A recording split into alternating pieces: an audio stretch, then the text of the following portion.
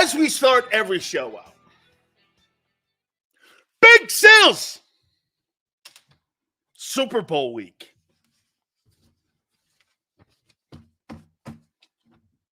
Must be disappointing for a lot of teams who thought they'd be in this ball game on Sunday. Philadelphia, no exception. Buffalo has to be in that conversation. Baltimore. Who do you think is more disappointed not being in that game on Sunday? Baltimore, Philly, or Buffalo? Or Dallas? I don't really think the Dallas Cowboy fans deep down inside thought they were going to that game. That's just a hunch. Because, Dallas Cowboy fans, they're kind of like Eagle fans. Something always hits. Something always happens. Okay? And I'm going like, hey, who's really the most disappointed? Eagles, Baltimore, Buffalo. Tone says Baltimore definitely feeling it most. Man, if anything, I thought for sure they were going too. I think we started waning that Eagles are going to make it to the Super Bowl probably after what? Seattle? We started doing this, right? I don't know. Right? After Seattle, we started doing this. I don't know. Okay? Oh, I did have a nice time with Bill Colarulo today. I thought Bill and I hit on some stuff that was important. By the way, I'm going to hit on it here in a second. And believe it or not, I'm going to give your boy, Geppetto Howie Roseman, some amazing love here. And when you see what teams have to do this offseason to rebuild, are the Eagles in that bad a spot? We're going to get to that here in a second. No, but Bill and I went back and forth like two Italians, two guys at the barbershop, sitting there talking about sports, never coming into an agreement. That's kind of what paisans do. You ever been to an Italian, or as my good friend Jerome Brown used to say, the barbershop down in Overtown? You get some heat. What do you mean, Rocky Marciano? Joe Louis is the greatest. What do you mean, Rocky Marciano? Yeah, that kind of, conversation. So it's always good. I love those conversations. I used to have a barbershop down in South Florida down there that we used to go to all the time. Absolutely, man. One of the best places in Overtown to get your hair cut. And we get in there, man. We start talking Canes and FSU and Gator football, and it was always great conversation. So we had a good convo. And, just to go back a little bit on Jason Kelce's conversation that he had, let me show you why it's impossible to get rid of Jason Kelce, and you should beg him to come back this year. So let me get this right. You had struggles with the blitz. You're getting a new offensive approach. You're getting a brand new offensive coordinator. Don't you want the most experienced center in the National Football League to make that transition to a new coordinator and to new blocking assignments and new terminology? Wouldn't you want the most experienced center in pro football back? Or would you really want to break in an offensive coordinator and a new center at the same time worrying about picking up blitz pickups and blitz packages? See, one thing he did, though, he came from the money angle, which is never a wrong angle to come from. Because when you talk NFL, you have to start at the money. You can't start at the player. Okay, so I want to show you something here. Here's some of the NFL cap projections for teams as they get ready to rebuild their teams. And it looks like now that number is going to be a little bit higher than projected. $242.5 million is going to be the salary cap. Who would have ever thought that the salary cap is going to be approaching like $500 million soon?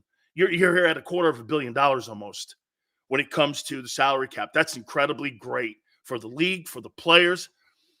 Bigger contracts. I love the fact that today's players are making more money. That's wonderful. Everyone should stand on the shoulders of everyone who built this league, and I think that's a great thing. And I look down at the top 10 teams. Here's teams that are going to get better. Now, again, brand new ownership with Josh Harris. Josh Harris has the most salary cap space, $83.5 million. He's going to be able to go out into the open market and do pretty much anything he wants to do. He's going to look at certain players that are out there, high-end players like Josh Allen with the Jags, and he's going to be able to offer them big money. He can offer T. Higgins, put him on the other side of Terry McLaurin. He can offer, do you bring back Kirk Cousins? I'm not sure. But that's not a horrible thought to give you a chance to win. They have a lot of autonomy. And inside that building, will they make the right choices, and will they spend the money, and will they spend the 83.5 when it comes to rebuilding the football team? So of all the teams in the NFC East, Washington, at least financially, is sitting in the best space. They're in the best space of any team in the NFC East. Again, got to make the right choices. Just because you have the most money usually means you suck. And you spent poor money after poor money. So I'm not saying they're doing things right. All I'm saying is this new regime has a chance to start off on a good note. Okay? The second team, doesn't it show you here all the teams with new? Look at this. The top three teams with the number one cap space. And this is why Bill Belichick didn't get a job. Is Washington, Tennessee, and New England. Do you think that's a coincidence? And they were all young coaches who got those jobs.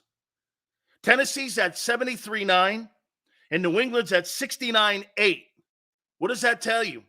They weren't going to allow a coach to make complete decisions with that kind of money that's out there on the table, because you know why? Those experienced coaches would have went into the free agent market and spent a lot of that money on bringing players into their organization. You see right there? There's the control factor. Washington, new coach.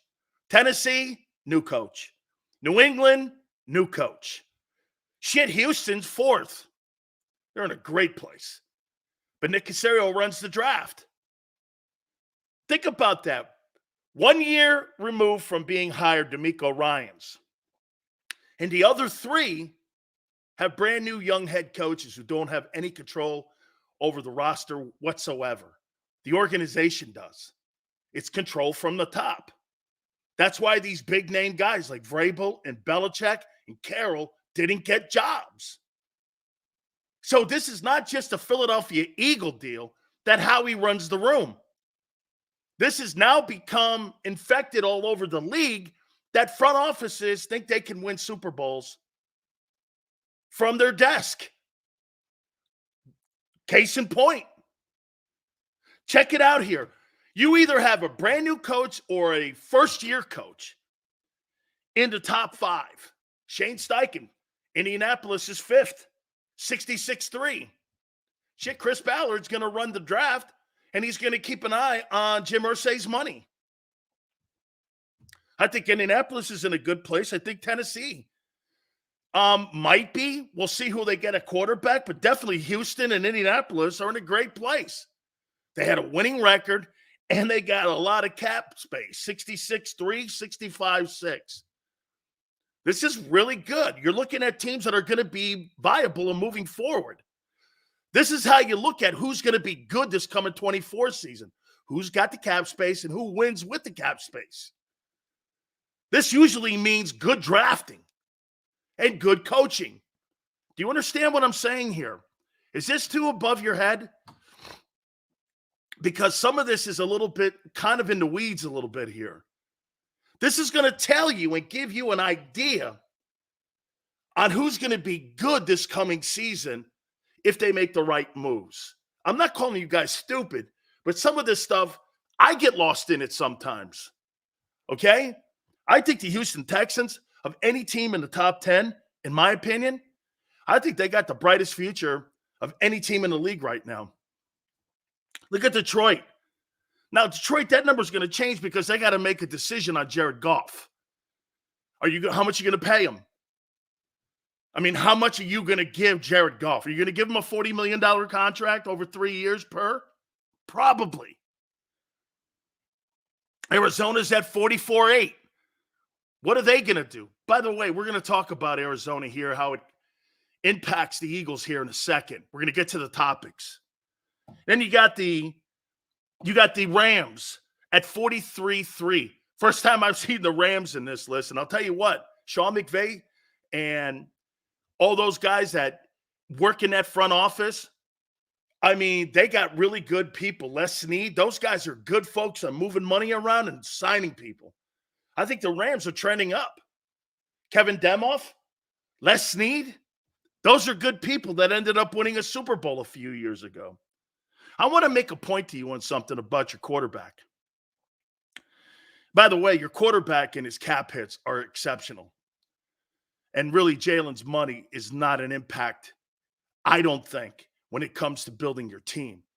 It's just the amount of money he's paying. And I think that is what Howie is more concerned with, is that you're paying a guy like Jalen Hurts that kind of money, $50 million starting in March as an annual salary, or collectively as a salary. That's a big number. But I want to show you something here. I just mentioned teams that have great cap space. Tell me what all these teams have in common. The Cleveland Browns are $20 million in the negative or in the red in cap space. $20 million in the red. The LA Chargers are $44 million in the red. The Buffalo Bills are $51 million in the red. The Dallas Cowboys are 14-6 in the red. And the Baltimore Ravens are $827,000 in the red. What do all these teams have in common?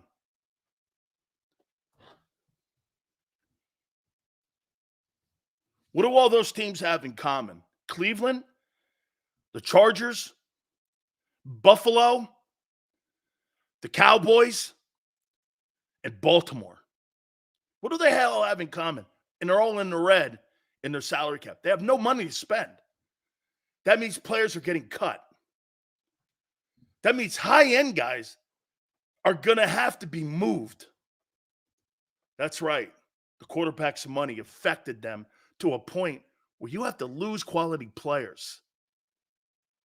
That's why I'll tell you what the Eagles did that, to me, these other teams don't do. And I got to ask you this on Jalen's contract.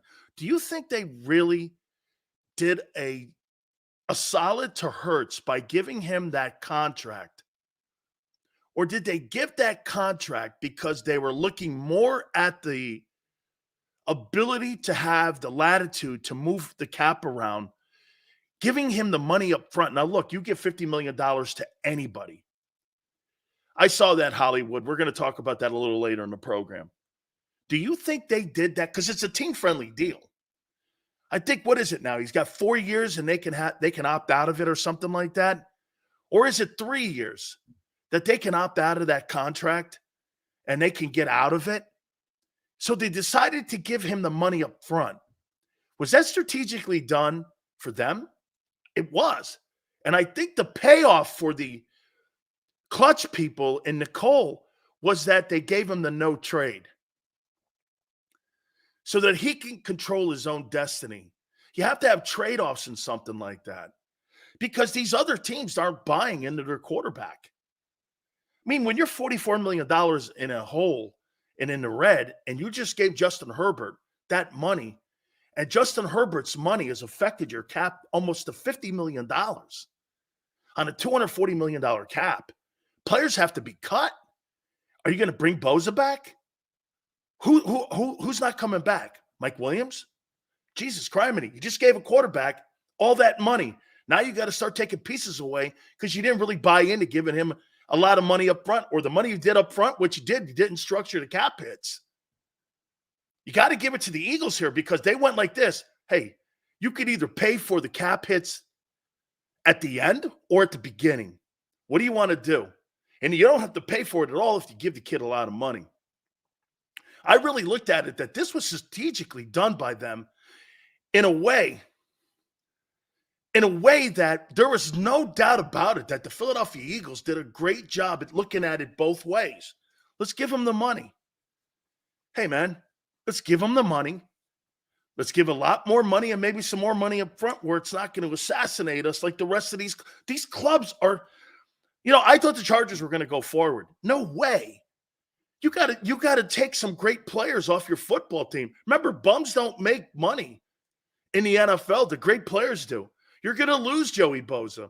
You're going to lose certain guys on that team. Cleveland, you're $20 million in the hole. Who are you cutting? Amari Cooper again? Who are you going to cut? Some of your secondary guys? There's a couple Pro Bowlers there. Who are you cutting? You've got it. Dude, you need $18 million just for your draft. Who are you cutting? Dude, when it comes to money, here, I guess where I'm going with this. When it comes to money, Howie Roseman does a great job with that salary cap, at least in giving him some latitude to move around. Here's the point. Now, look, his draft is killing him, though.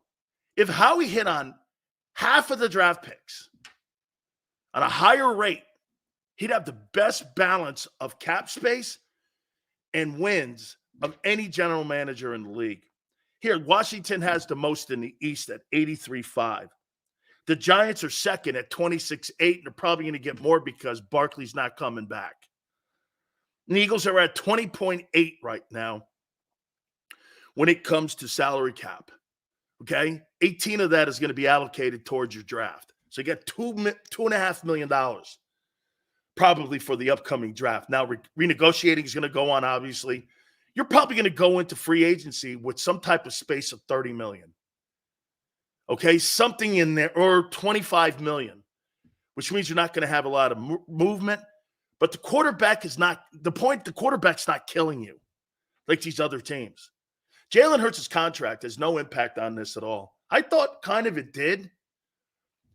But, maybe just in a paycheck, when you see that large amount of money, the owner wants more results. And he should. You're paying a guy $50 million, he should give you $50 million with a return on investment. And that's kind of more of what I think it is. Am I getting my money's worth? And get this, Jeffrey Lurie's more on the line with his quarterback than any other guy out there, I think. He gave him that money. You think about it. Owners in Buffalo, there's a lot of strings attached here. You got $51 million in dead money right now, basically. You're in the red with $51 million. Jeffrey Lurie's got to look at Jalen Hurts and go, hey, son, you got to play now. My ass is on the line. I gave you the money. And guess what? I could cut your ass. You got like 3 years to get this thing right. And if you don't win a Super Bowl in 3 years, I'm moving off you, kid. I would personally say Jalen Hurts has 3 years to prove he's a starting quarterback for the future after that for a second deal. Or third deal, technically. Do you agree? He's got 3 years to prove he can win a Super Bowl. That's a lot of pressure on coaches, organizations. You can't get it wrong here. Because look at the amount of work you have to do. Okay? Hurts will get it done next year. Okay? Like I told Bill today, personally, if you're making Jalen Hurts a drop-back quarterback without the threat of what he had, in my opinion, and the majority of the success that he had in passing, and you could tell me since 2022, he's this or that in the pocket. Majority of those great numbers were built up in 22, not 23. Okay, that's for damn sure. Okay, that's not, he built that equity up with the 22 season. So when people combine seasons and say, hey, since 22, he's this in the pocket, he was the worst in the blitz. Well, his completion percentage, and he can't pick blitzes up or see blitzing, especially internal blitzing. Is that the old line? It's all of it. Throw the ball away, Jalen. Throw it in the stands. An incomplete pass sometimes is just as effective as a complete pass. I think that's really sometimes hard to get across, like people like Shedeur Sanders at Colorado. Son, throw it in the stands. Live to play another play. Don't throw picks. Don't turn the ball over. Throw it in the stands. Throw it to Sirianni on the sidelines. Incomplete passes are okay. That's why you have special teams. Brady knew that because Brady's ego wasn't like these guys of today. Throw it in the stands. Throw it in the stands.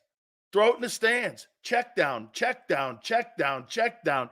Throw it in the stands. Check down, check down. 6 Super Bowls, 7 Super Bowls later, Tom Brady goes, hey, I won being the check down dude and throwing it out of bounds. Jalen has one defensive stop away from winning the Super Bowl in his second season as a starter. I have nothing but faith in him. Still got work to do. Yeah, played a great game. Jalen Hurts has not played a better game since the Super Bowl. In 2017, that one game superseded that game. Jalen Hurts hasn't played a game like that in a whole year. He's had some decent games, but he hasn't had a game like that because they got away from that. That's a question I have here. Why are the Eagles changing him? And I'm even more convinced now he'll never win a Super Bowl. One, I don't like the style of dual threat like that. And I don't think was drafted to be a pocket guy. And someone goes like this, well, he can develop into being, so we're going to have on-the-job training. I want a guy who's got arm talent to win me a Super Bowl. I want an arm talent guy. And what made Hurts unstoppable was the factor of the threat.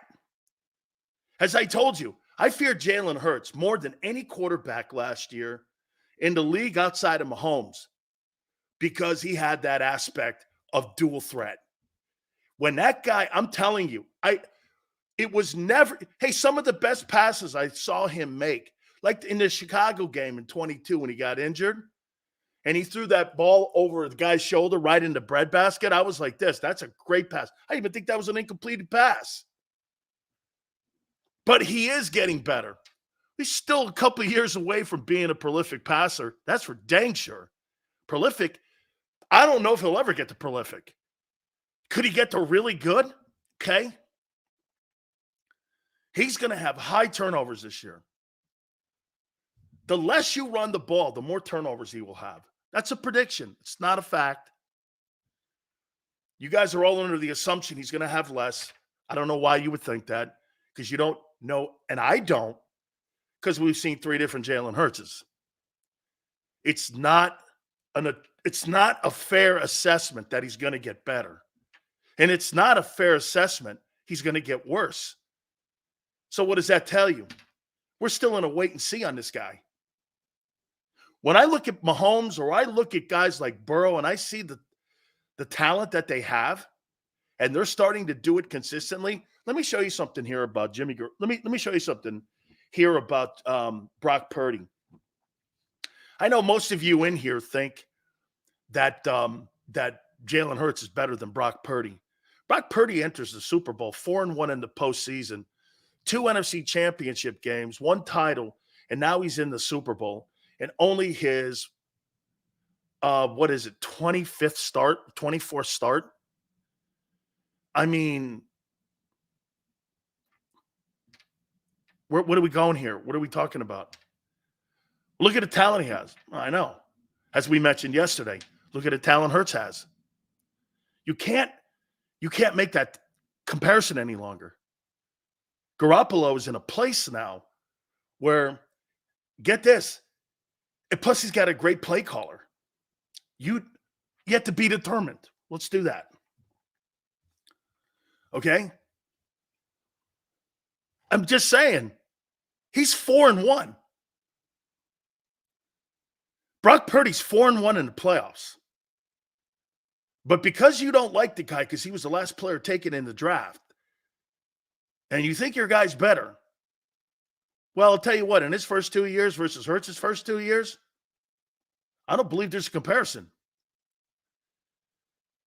I don't.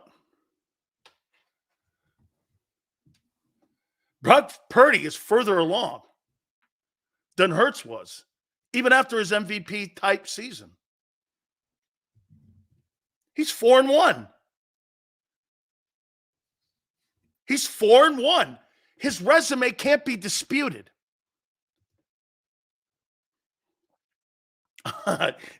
Tone goes, correction, Sills. We hate him because he's a Niner. You know, this Niner hatred is starting to, I said almost, rival the Cowboys. It will never, but it's kind of right there now. I always thought it used to be the Giants. Okay, but now it's the 49ers. Okay. Seals, you just like talking. Well, Des, what has Jalen Hurts done more than what Purdy's done the last 2 years? What's he done? Why are you changing Jalen? You're getting away from who he's. This is my problem that I have with the way you're going to coach this kid. I think you're going to destroy him. My personal takeaway is the hiring of Kellen Moore will be further example of the Eagles trying to change something, and you have buyer's remorse. I'm not doing anything to change that kid because in 2022, he was a weapon. In 2023, he was a turnover machine. And if you think he's going to become Joe Burrow or Patrick Mahomes or Josh Allen in the pocket, you're sadly mistaken.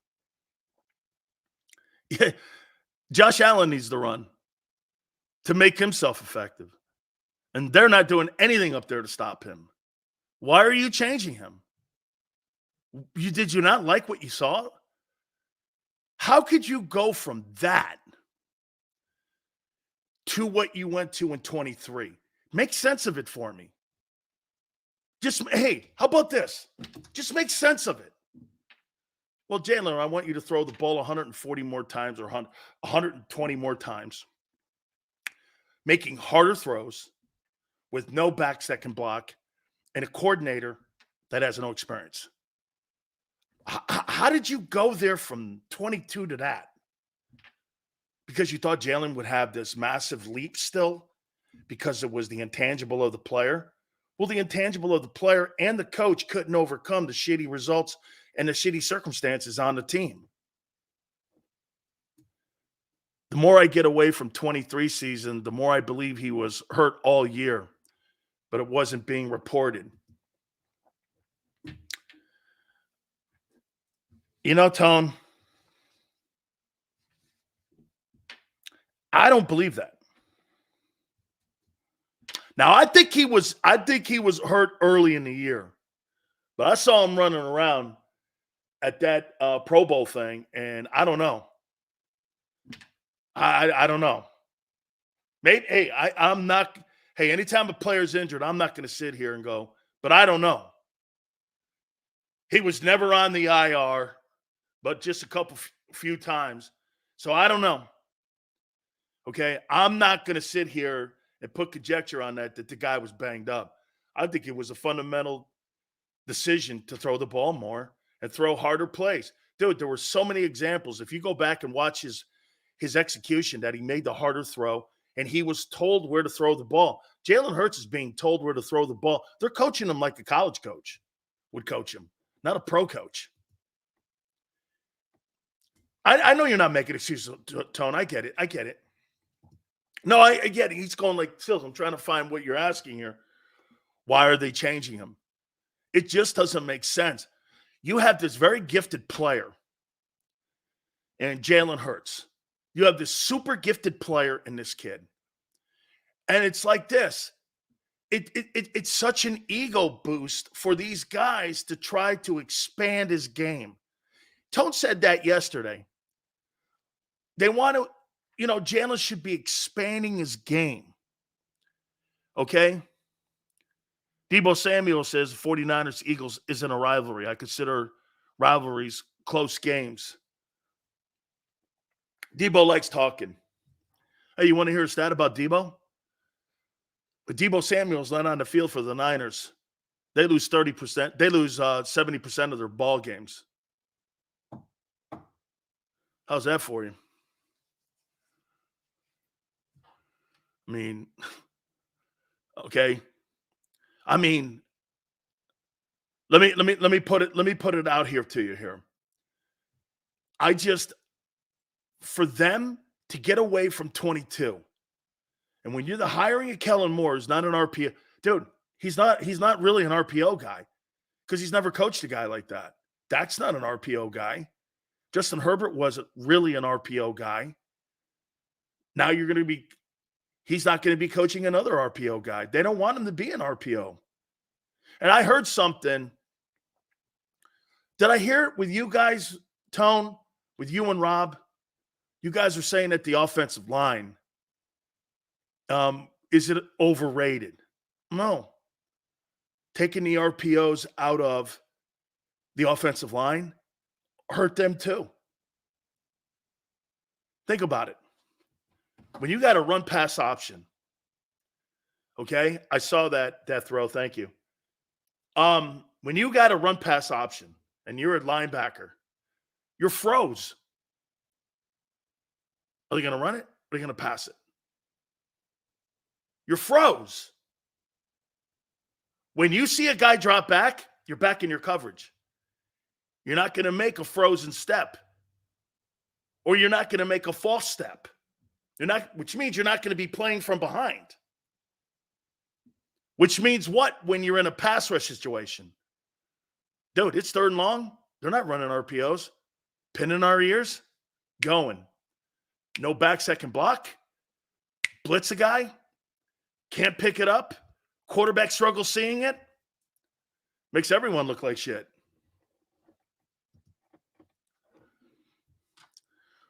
No, we didn't say that. We asked if the O-line had a good year or down year when it came to blitz. I blame the running back. But I'm expanding on that, Tone. I'm saying that they didn't really have a bad year.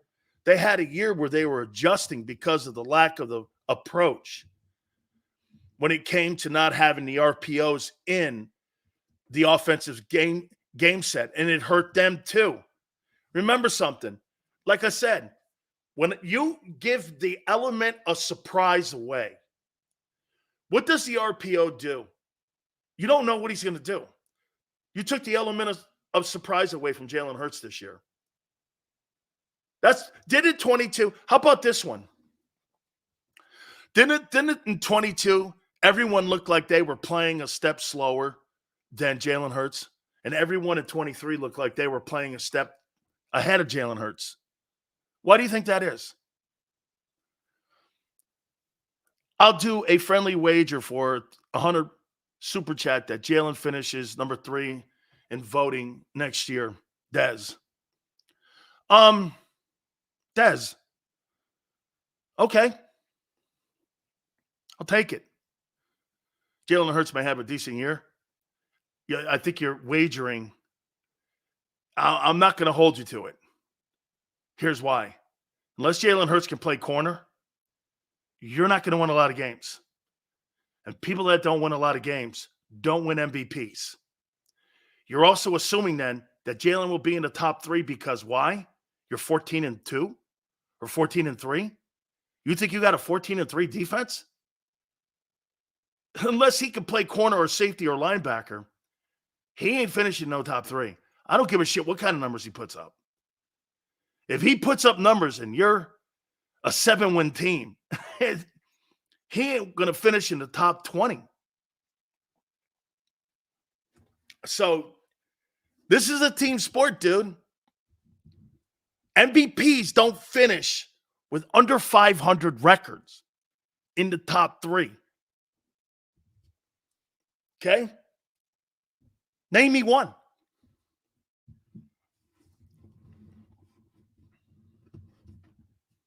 I mean, losing records matter in that voting, and quarterbacks matter, and got it? Top 3? It's not happening because you don't have the defense to make that happen. If you were stout on that side of the ball, I'd be like, okay, that could be something that could happen, but you're not. I mean, you're getting killed by Drew Lock. Sills, to be honest, this defense is going to take 2 years to fix. Yeah. Year and a half. At minimum, year and a half. Okay? Year and a half. Okay?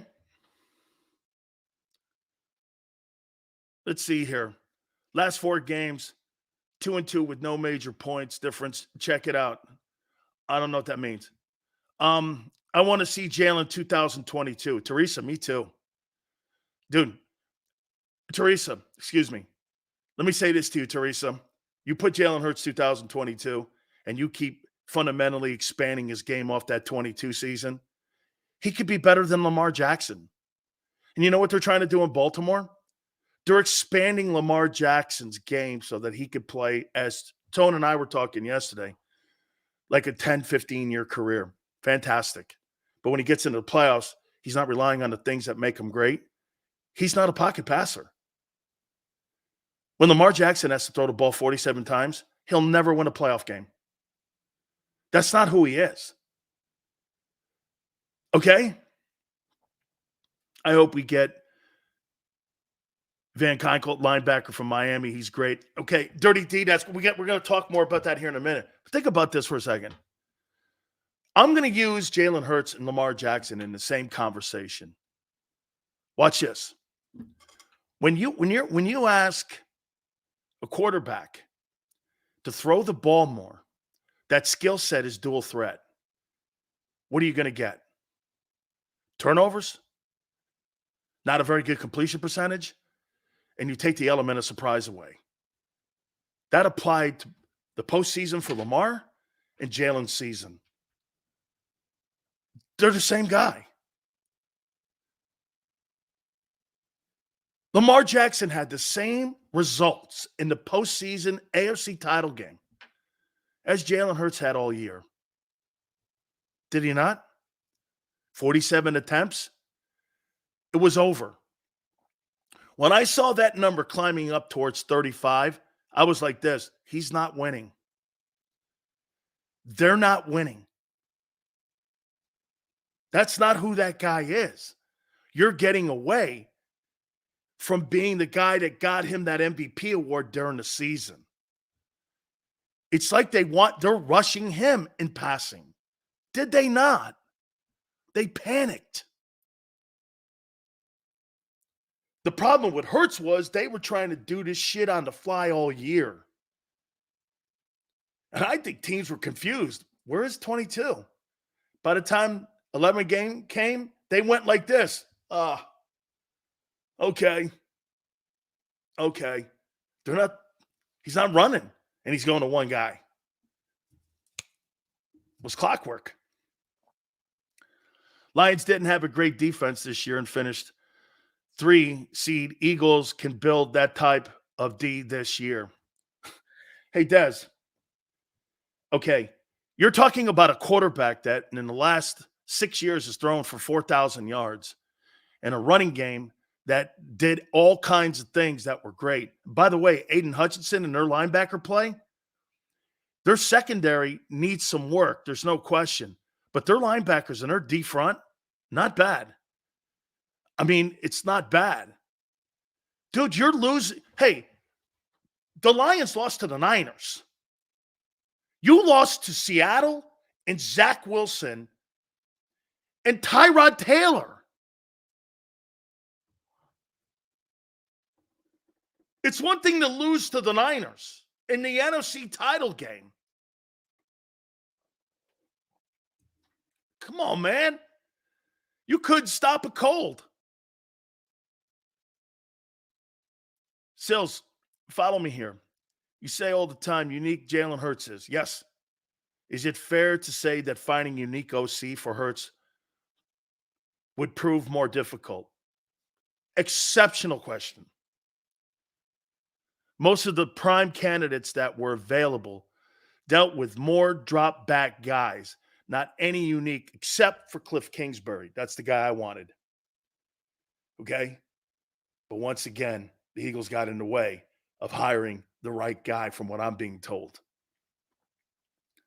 I'm being told by guys inside that building, Kingsbury wanted to bring in RPO coaches. Eagles didn't want to do it. Think about that. Eagles didn't want to do it. Kingsbury wanted the autonomy to bring his assistant coaches in because he had coached Mahomes and Kyler Murray. And he was the perfect coach for him because he had coached guys like that in college and in the pros. And they won 11 ball games. It's Arizona. Remember, you work for the Bidwells. It's like working for the Ursays or Tepper. It's a shitty organization. Don't hates his ass because the guy, hey, by the way, that view is awesome. I'm still there. Okay? Absolutely. Kingsbury was the guy, but guess it. Get this. Organization didn't want to give him control. Here's why Kingsbury didn't get the Vegas job. Here's why Kingsbury didn't get the Eagle job. It was this. He went in there and he said that I want to hire my guys and I want an extra year on my contract in Vegas. Raiders were hesitant to do both. Okay. Didn't work. So he goes to the Eagles. Have a great 2 interviews. Shit, man, everyone thought for sure that that deal was getting consummated. They may have even started drawing up the contract. Then when they started talking about position coaches, he's like, I want this type of coach. Then they started seeing the type of coaches he wanted to bring in that was conducive to the 22 Hurts. And you know what the Eagles did? They balked. That's why I'm making these statements today. Cliff Kingsbury was going to be hired, but the Eagles balked because they want him to look more like 23 and a better version of 23 than 22. Never win a Super Bowl. He didn't get paid. He wasn't your favorite player because of 23. He was your favorite player because of what he did in 22. I don't get it. They had the coordinator.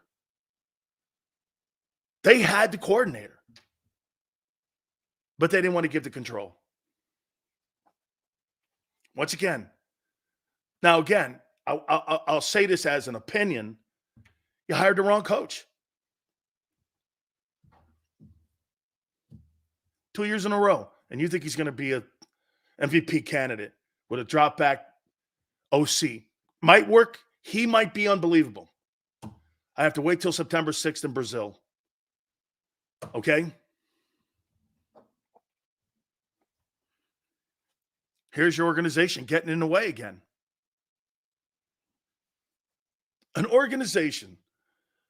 You want to bring in the right coordinator, but you don't want to give the coordinator the right toolbox.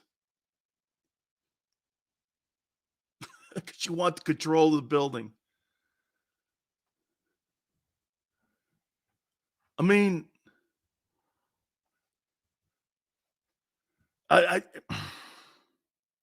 you guys are more optimistic than me.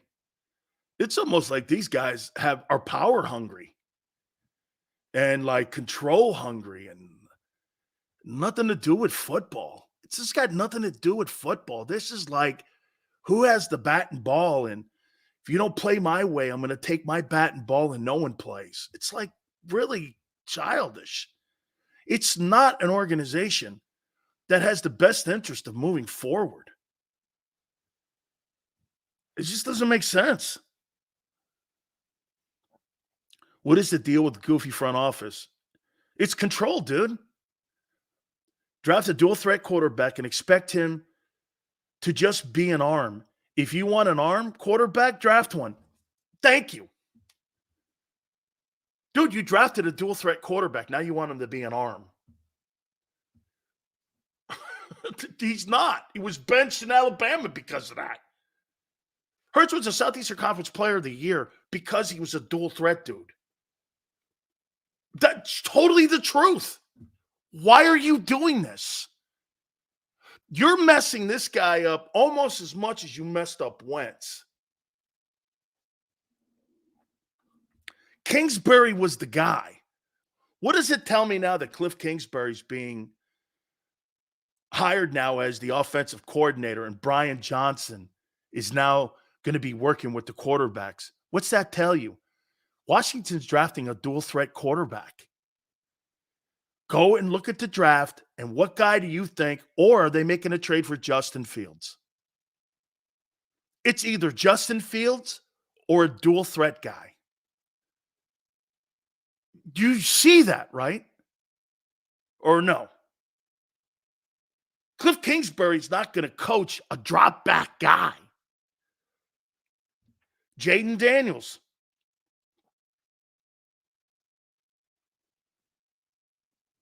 What's the draft pick? Look at Jay laughing at Fields. Hey, Jay, who's coaching Justin Fields? And who's he throwing the ball to? DJ Moore and what?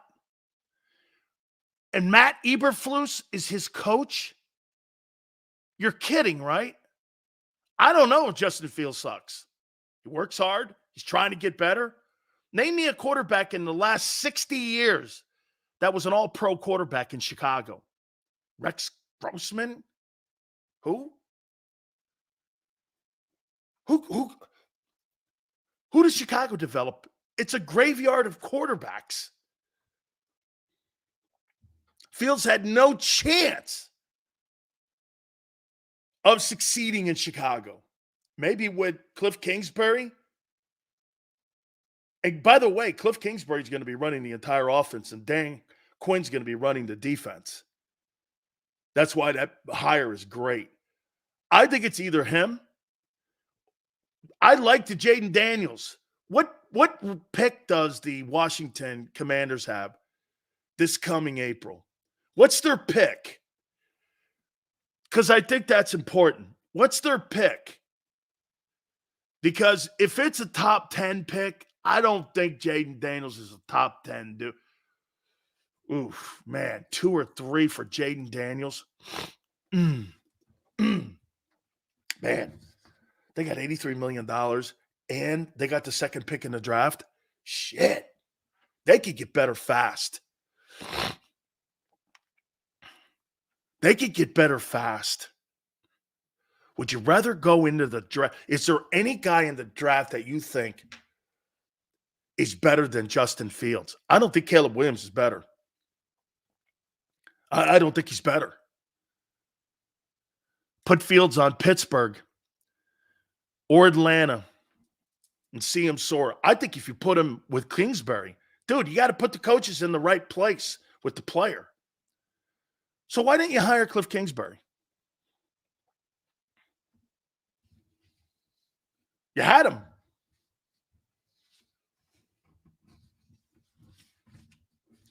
He wanted to hire the proper assistants for Hurts. They didn't want to do it. And I am saying this. This is what I've heard.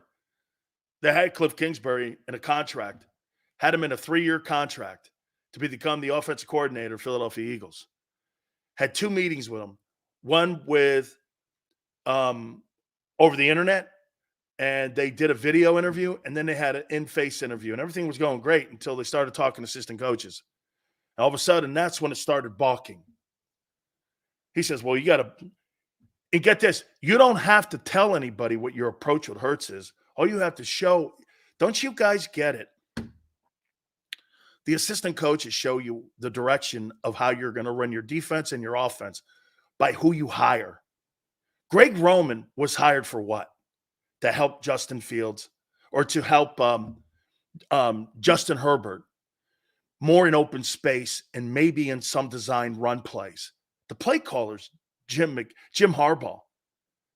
He's the play caller. He's going to be the every down 99% of the play calling. Greg Roman's going to be more of a guy that puts in design plays for him when it comes for him getting out in space. And just giving that other dynamic to kind of keep people honest. You see, that's not who Jalen is. Tone's right. You work on your deficiencies too. Yeah, but you work at what you do best always. Okay? Michael Jordan was a perimeter shooter. You think he was working on rebounding? Or like Michael Jordan Michael Jordan worked on defense. Do you know he's third all time in steals? He worked on defense and shooting. I mean, that's who he was. That's what he was defined by. You think Shaq worked on free throws? Shaq never worked on free throws. He dunked it, and he was great on the box. And a rebounding Shaq changed the game.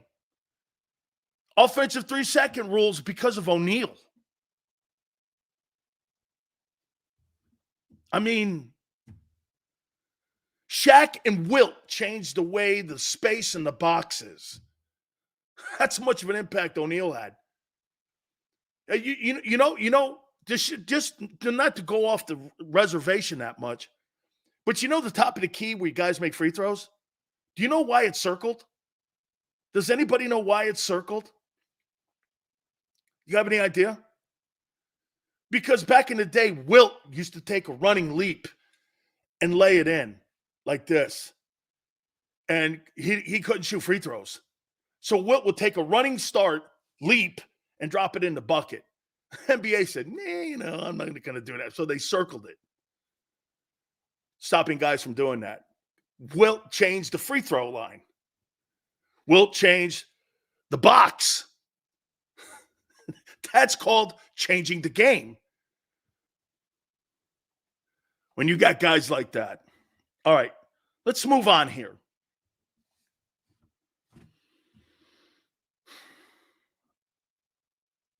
I've got 3 off-season targets here.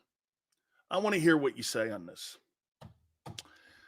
I'm finding out a lot of new things here because I've got some good folks that are inside the organization now. This front office and management make being an Eagles fan infuriating. Tired of jokes, games, crap, draft picks, disappointment.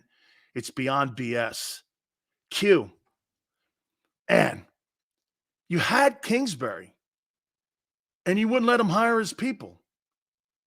That's all you need to know about this organization. Isn't that infuriating to you?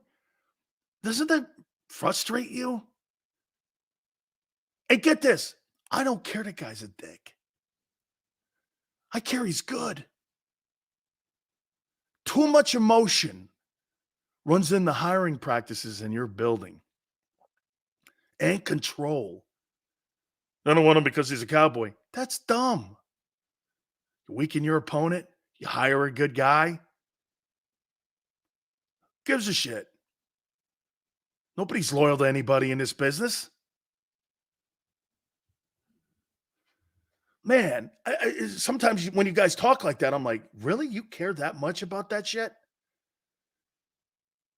Totally not me. I could care less about that. Okay?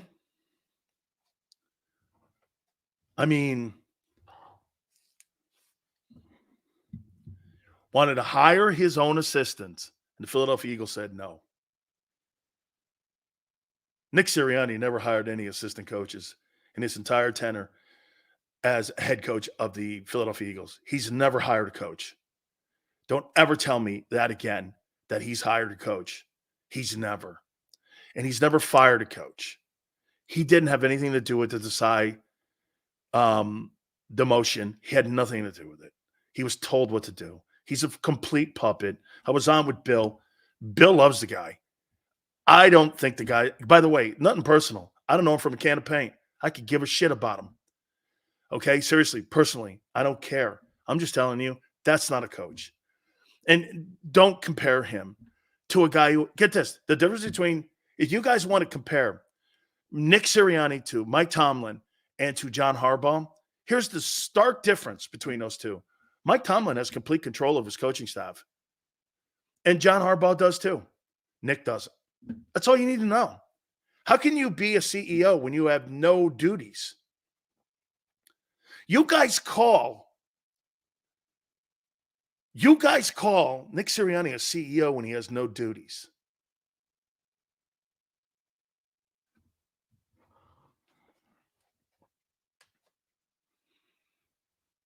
I mean, what kind of gig is that? You know, Nick Sirianni's more like a consultant head coach. All right. I'll do this. Will I do this now? I'll tell you what I'm going to do. I'm going to do this at the top of the hour here because it's off-season targets that I want to talk about here. It's college and pro on how I think they have to get the football team better. But guys, one more time and one last time. And Tone, I hope we make a clip of this.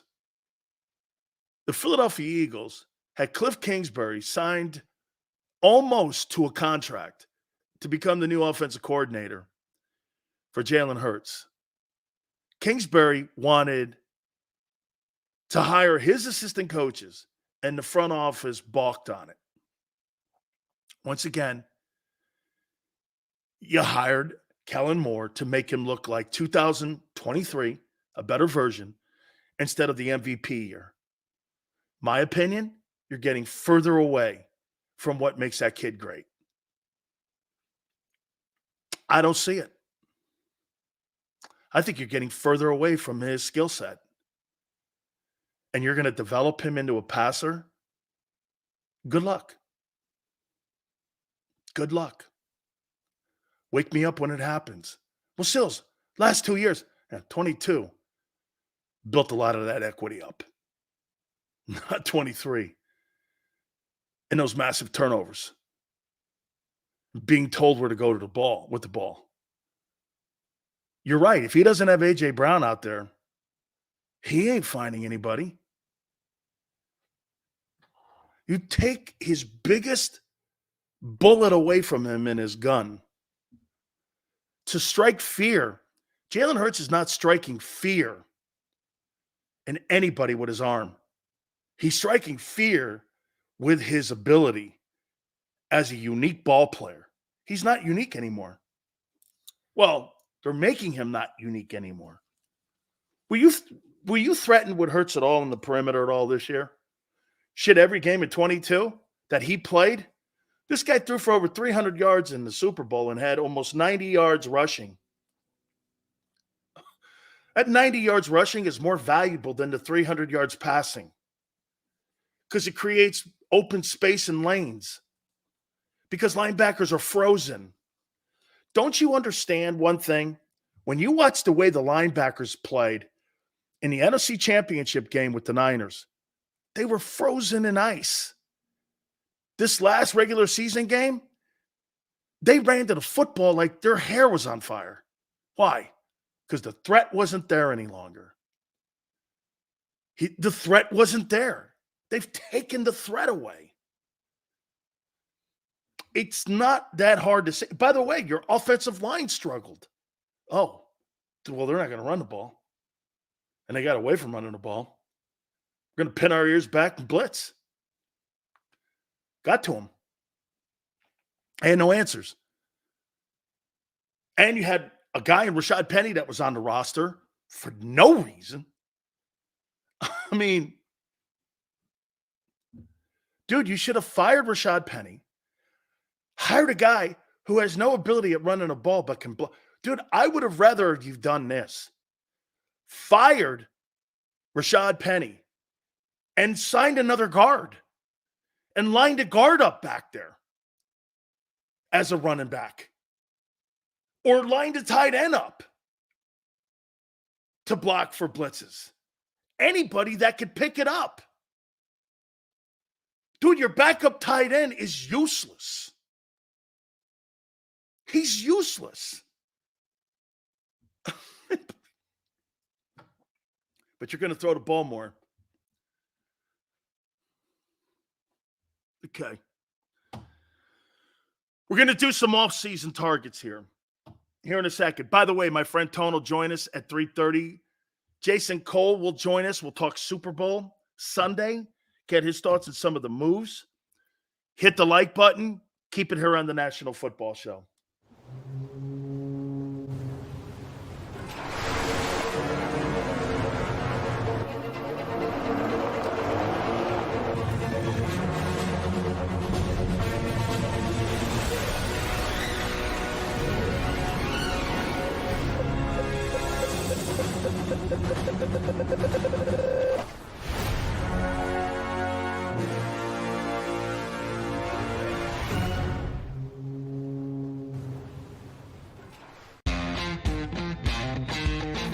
Go for the pulls and the pools.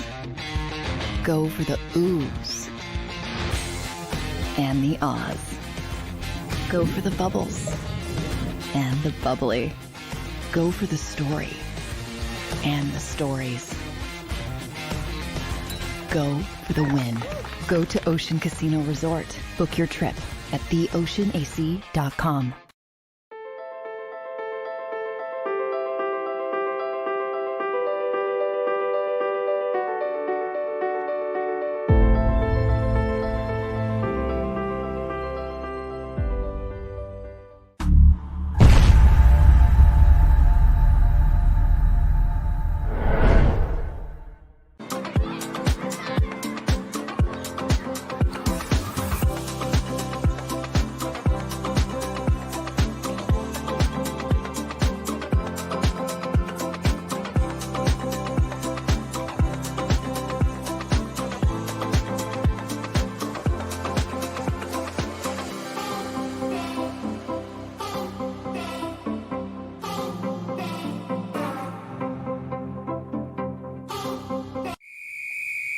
Underdog Fantasy has a way for you to play alongside your favorite football team all season long with their Fantasy Pick'em game.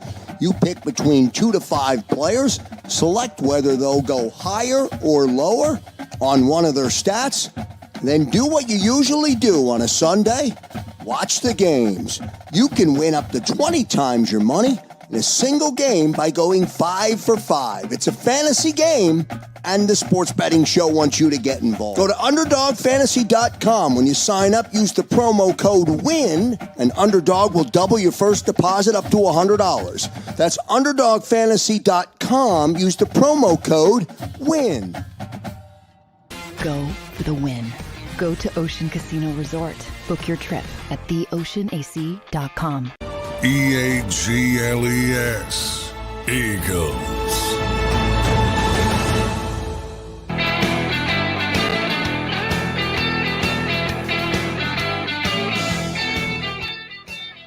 What would you think of Zach Wilson as a backup quarterback in Philly?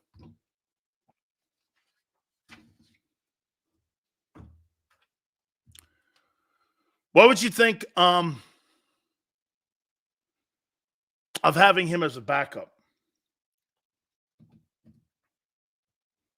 for Jalen Hurts? Do I think Zach Wilson will ever be a starter in this league? No. No. I'm not looking for a starter. I'm looking for a guy who could start a game and help me out. Because if I go to my backup quarterback, there's very few Nick Foles stories that we can write home about when it comes to NFL history. Okay? Is Zach Wilson better than Marcus Mariota? Will Zach Wilson want an opportunity to start? He'll still want an opportunity, but nobody's going to give him one. Now, it's such a quarterback-starved league. Could he go to a place like Atlanta? I don't know. Probably. Could he go to a place like Tennessee? Probably. Okay? Tyler Huntley's going to start in this league, and Tyler Huntley's a good player. Okay? Tyler Huntley is going to cost you some money, too. He's a good football player. Zach Wilson is a stopgap guy in case your guy gets nicked up. He's a dude that, you call in sick and someone shows up as a substitute teacher. Zach Wilson's a substitute teacher. Okay? Hundley is a player that could start in this league. Jared goes, Zach is trash. Well, Jared, what are you looking for at backup quarterback? Jalen Hurts? I mean, you're looking for a guy who could deliver the mail for you in case of emergency. You had a guy. Hey, by the way, you guys called Gardner Minshew garbage. He's a Pro Bowler now. You said he sucked, right? He's a Pro Bowler like your guy, Hurts. He's a Pro Bowler. All right. I don't know. They need to do something at that backup quarterback position. Okay?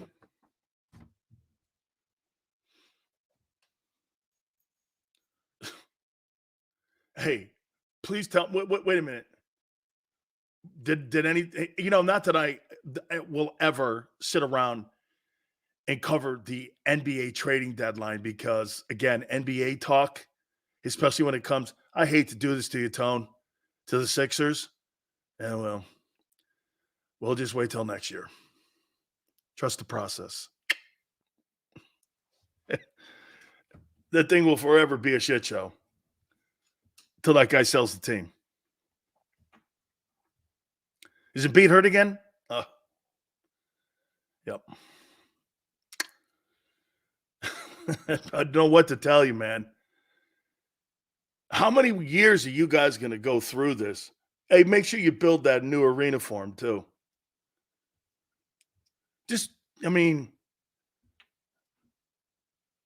Why?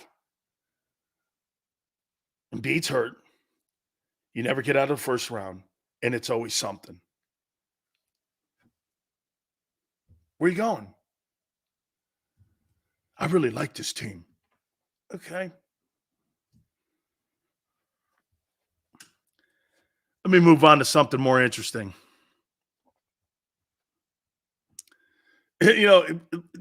There's organizations in professional sports. Same old, same old. Can't escape it. It's like it's cursed or something. Oh, by the way, can you build me a new arena? Yeah, okay. Did we just build this thing, this Wells Fargo thing for you a couple years ago? Damn, dog. At least the Flyers are getting better. All right. Let me move on.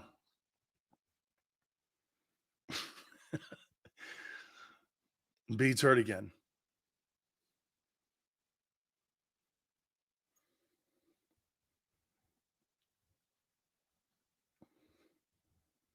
And get this. You guys thought that study hall rule for Kyler Murray was dumb.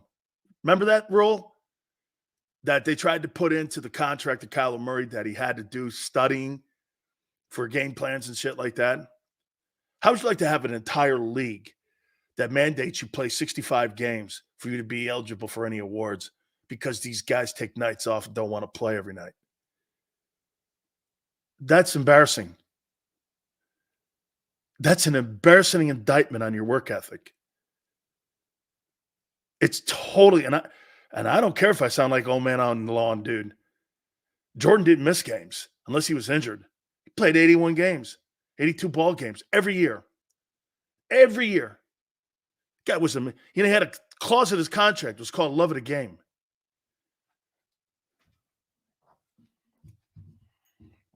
Hey, I have to mandate in the NBA that you show up and play 65 games to get awards or you're not eligible. Please play. Pretty please, guys. Pretty please. Please play.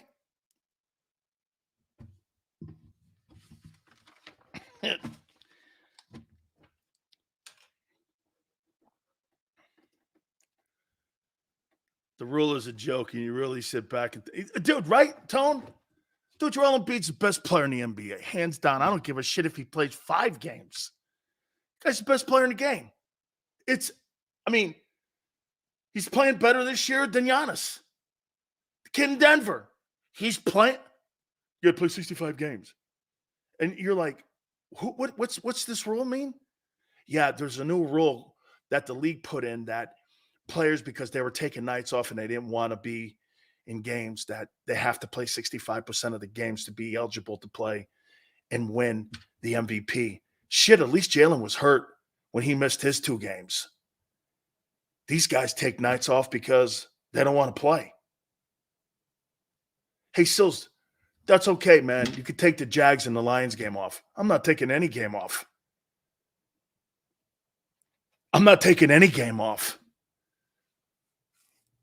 That ain't guys are out there playing with their legs broken in games like T.O. Guys are playing with broken wrist, fingers, concussions that they keep hidden, and these guys don't want to play. They got a rule now that you have to play 65 games or else. Or else what? I don't collect an award. Let me ask you this. They don't play 65 games. Does that affect max contracts? That's probably what it is. So the owners don't have to pay it. See, the owners are smart. They put that in there so they don't – because from what I understand, if you make first or second team or third team, you could be up for a supermax deal. And if you're up for a supermax deal and you don't play those 65 games, the owners don't have to give you that supermax deal. This is not about the award. This is about the supermax deal. Remember, follow the money. You think this is about the award? This is about the supermax deal. Because from what I understand, you have to be on first or second or third team, all NBA or all defense. And if you're on those 3 teams, you get the supermax deal. Yeah, it's about the MVP. Yeah, okay. Always in pro sports, do me a favor. That's right, Joshua. Always about the money. Okay? You got to play 65 games to get the MVP. No. I don't have to offer you that money now. Ever heard the story about the hockey player who died on the ice, brought him back to life on the sideline, and his words were, "Put me back in." Yeah, that sounds right for a hockey dude. I love NHL guys, man. Big Sills, who would you draft? Sills, would you draft for my Eagles first round? Thank you, Donkey. I appreciate that, brother. Kobe never missed games? Of course not, because Kobe Bryant is Mamba. You know what he had? Love of the game. Guys like Kobe and Jordan and people that love the game, dude, you don't get enough of it. You know who told me a story about Bryant? This was who was it? You guys know who Glenn Rice is? Do you guys know who Glenn Rice is? Glenn Rice is a friend of mine. He lives in South Florida, played down with the Heat. And you guys, I'm sure you know who Glenn Rice is, right? So Glenn Rice told me that Kobe Bryant would show up to basketball games and game day. He's out there 3 hours before. And he's out there practicing 3 hours before he walked. This guy from the Knicks walks in. I forget the guy's name. And there's Kobe practicing 3 hours before game day. Just jump shots. After jump shots. 3 hours. 3 hours. Just practicing. Okay? Oh, that's great. One day we'll get him on, Tone. I'll get Glenn Rice on. He's one of my boys. He runs a camp down in South Florida. He's a great dude. And Glenn Rice goes, he's sitting there because he was boys with Kobe. And he goes, Kobe's out there 3 hours every day. Every day in Inglewood, practicing there at the old Great Western Forum. Every day, then in Staples. And these guys show up and they're like, he's got a game in 3 hours. Kobe's practicing 3 hours before. Gets up at 4 o'clock in the morning, goes back and practices again. had a whole routine like that. I said, he'd get up at 4 a.m? Yeah, because he felt he had the whole day after that once he got his workout out of the way by 7:30 in the morning. Dude, that guy drove himself to greatness. That is so inspiring. When the best player in the sport aspires to be even better, and you got a fat turd like Jordan Davis who can't get that and understand that. That's what's frustrating for me. Dude, you have the ability to be the best D tackle in the league, and you don't care. Son, take it from a guy who didn't do the right thing. You're losing it, son. You're totally losing it. Don't let your opportunity slip through your fingers. You're not that good.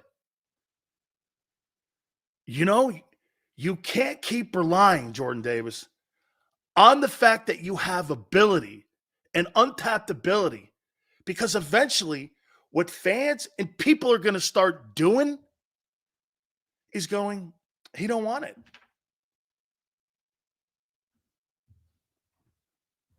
He don't want it. Personally, in my opinion, Jordan Davis doesn't want it. Speaking of injury, does your back hurt from carrying? Jameson, we have very talented people here. Thank you very much. I appreciate that, Jameson, but I'm only as good as JAKIB Sports will be. A long time ago, I thought that I could do things by myself, and I cannot. And I'm as good as JAKIB is. And as long as it keeps getting better and better and better, and it is, and people keep taking more shots at us on the way up, you know why people say disparaging things now about JAKIB Sports? You know why they do, don't you? Because we're on the way up. You don't take shots at low-hanging fruit. You take shots at people that are making waves. Remember that. What did Denzel say, Tone? What does Denzel say? Hey, man, they don't come after you. The devil don't come after you when things are bad. He comes after you when things are good. Yeah. Okay? Always remember that, man. I take things as a merit badge when people start throwing shit at us or me. Oh, I must be still relevant. Thank you. Okay? So always look at it that way. Well, this guy's this guy said this guy's doing this. Hey, they're not doing. Oh, okay. Do you really know all that? And by the way, when it comes to my personal business and Big Sales' business with people, I keep that between myself and the people I'm dealing with. Okay? No one else has to know. I sign it. It's my responsibility. No one else's. I put my name to something. It's my responsibility. I don't bellyache to anybody else.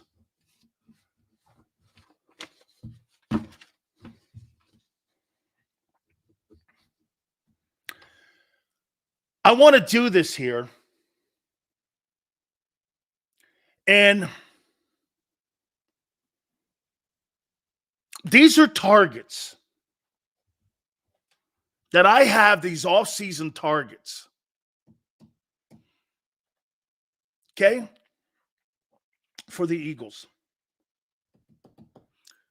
Here's my number. By the way, can I make a comment to you? And I got to tell you guys something. The people that are in the building at the NovaCare Center, I have to be kind of careful because there's now people in the building that I'm friends with. Not in management. And I'll leave it there. That I'm getting some snippets. Would it shock you if the Philadelphia Eagles have reached out to the Denver Broncos on a potential trade for Patrick Surtain?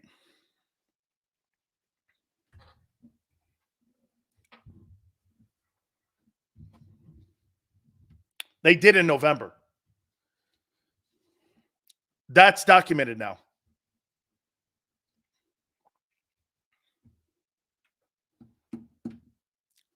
And Patrick Surtain was drafted by Vic Fangio. And Patrick Surtain is on a rookie contract still.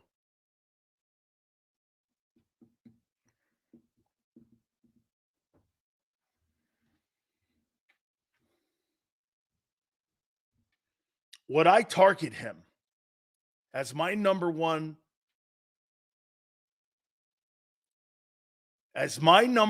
target this offseason?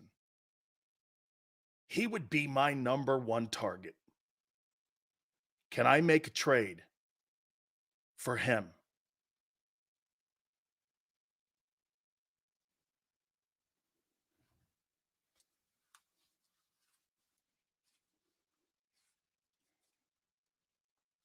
One, here, what is it?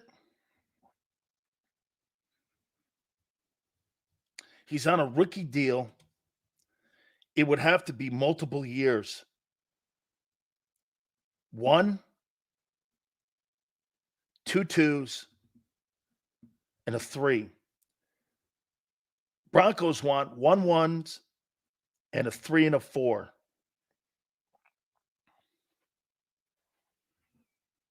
Would you be willing to give up for a 24-year-old Patrick Surtain, the best lockdown corner in the league, 2 1s for a position you suck at drafting and you need desperately to address? Would you do it? Last year, your Nolan Smith guy stunk. Not saying he stinks, but his season did. Steve goes too much. Steve, you're paying too much now for 2 dudes that gave you dick. You're paying $30 million in cover corner money who aren't giving you anything. Not saying that Slay's horrible. I get rid of Bradbury and I keep Slay and I put Surtain on the other side. I might have the best corners in the league. You could address your corners right there. One move.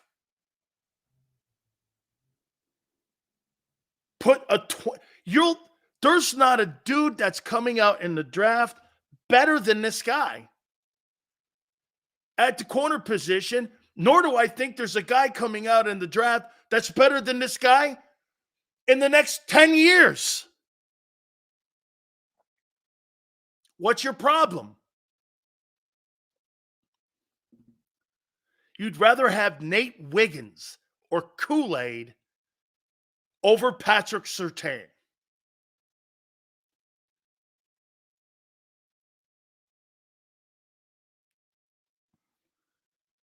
Dude, I like those players. Okay? I like those players. Those aren't sure things. This kid's a sure thing. He's a bona fide sure thing. He's an all-pro. He's the best at what he does. You would have the best. I don't mind spending $15, $18 million on him when his contract's up. I don't have a problem. What's the thing Tone says? It's a premium position. Eagles pay premium positions. Okay. So if you're going to pay $20 million, would you rather pay $20 million to A.J. Brown, or would you rather pay $20 million to a lockdown corner that solidifies your defense? I'd rather pay A.J. Why? He didn't up your quarterback last year. Patrick Surtain is going to do more for your quarterback, like those 2 safeties and corners are doing in Kansas City, than any receiver they could have signed. They had a chance to sign DeAndre Hopkins. They had a chance to sign Odell Beckham. They passed on him. They're in the Super Bowl because they got better on defense. You're missing all of this. Man, you guys are falling in love with 1,400 yards. I'm falling in love with a corner that can solidify your defense and make you better today. Kool-Aid ain't going to make you better today. He may make you better in 3 years. Surtain is going to make you better now. But I don't want him. I'd rather draft Nolan Smith and Sidney Brown.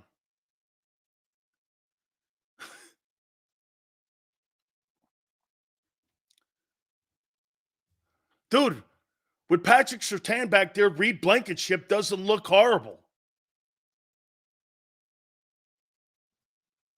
Think about it. Here's another one.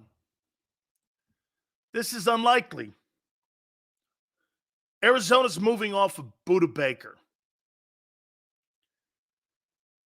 Two-time All-Pro safety.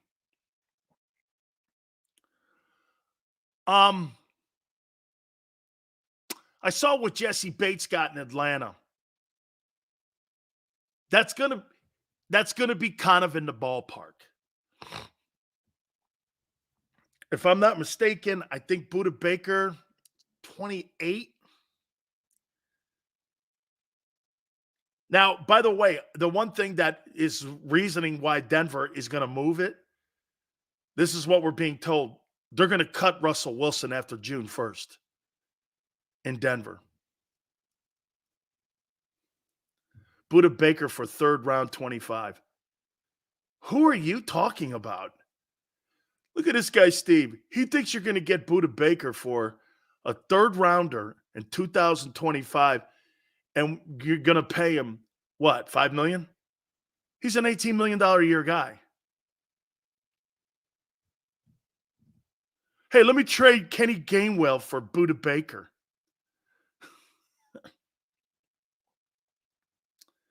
Now, the guys you mentioned, Kool-Aid McKinstry and Mike Cain's guy, Kitchens. That would be the targets that I would have this offseason. And that's my last of the three that I would look at my targets. So my number one target would be Patrick Surtain. By the way, November, they had a conversation. That's facts. And supposedly, now I don't know this for 100%, okay? But supposedly the Eagles and Broncos have had small talk on it, like pillow talk. You take sure thing, Howie can't dealt, and even when we have good young players, they sit behind vets until their contracts are up. Howie Roseman sits young players behind veterans because Howie Roseman picks the wrong people. The objective is when you pick young players, they're supposed to supplant your veteran guys.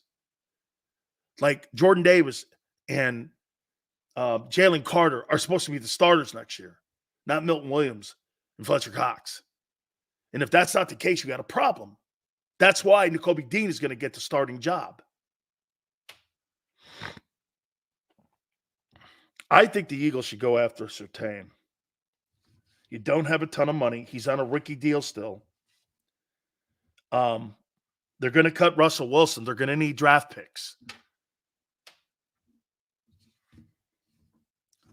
Let's bring in Tone here. Big Sales, how you doing today, sir? So do you want to start where I started the show, or do you want to pick it up from here? Let's start where you left off and work our way back. Is that cool? Yeah, absolutely. Go ahead. All right. On it. Let's just start with the Patrick Surtain conversation. That's the most intriguing for me right now. I love what you said about it. I don't know what they would want, but whatever they would want, I would definitely be willing to talk to them about it, because here's my logic.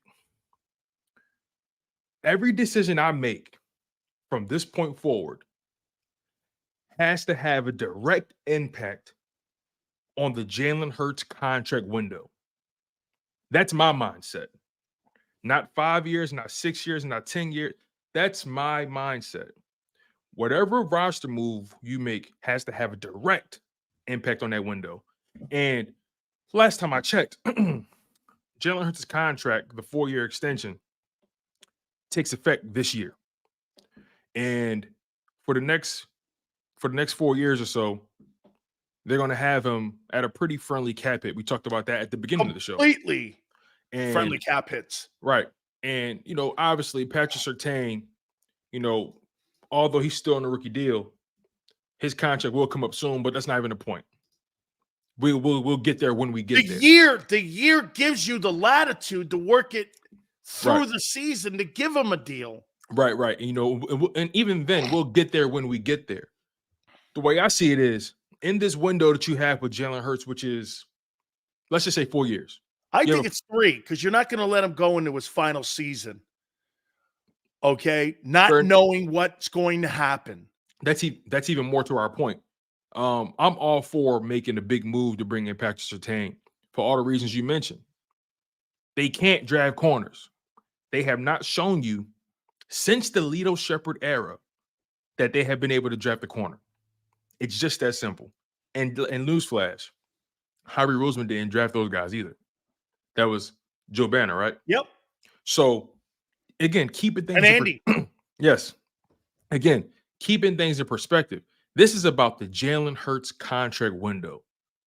If you don't take advantage of it, and you're still not sure that he's the guy, now you're back to square one with no quarterback. You are now thinking, my friend, as the NFL banker that you have to, because you're looking at the ability of that contract to give you latitude to do things financially that can catch you back up again. Do you know what? Hey, the draft picks are not really that important to me. I'm glad you said that. Listen, the Eagles They're have not. the 20.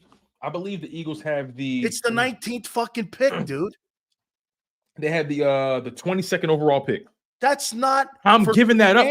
If the Broncos ask me for my 2024 first round pick and whatever else they ask after that, I'm pretty sure negotiations will have to happen. But if they want my first overall pick, my 2024 first round pick, you can have it. I'm getting a ready-made corner who is a former All-Pro, the top of his game, has a top billing of health, and he doesn't 24. get hurt. He's 24 years old, and as of right now, we have terrible contracts. We have terrible contracts at the cornerback position. You have an aging Darius Slay. You have James Bradbury, who's aging in dog years. When you think about it from that perspective, do we really have time to wait for Keely Ringo to be ready? Are you going to? Do we really have time for Sidney Brown to be ready? Kool-Aid McKinstry. Are you going to go into the draft and pray for Kool-Aid McKinstry to develop? Especially when you can go like this, Tone. How about this?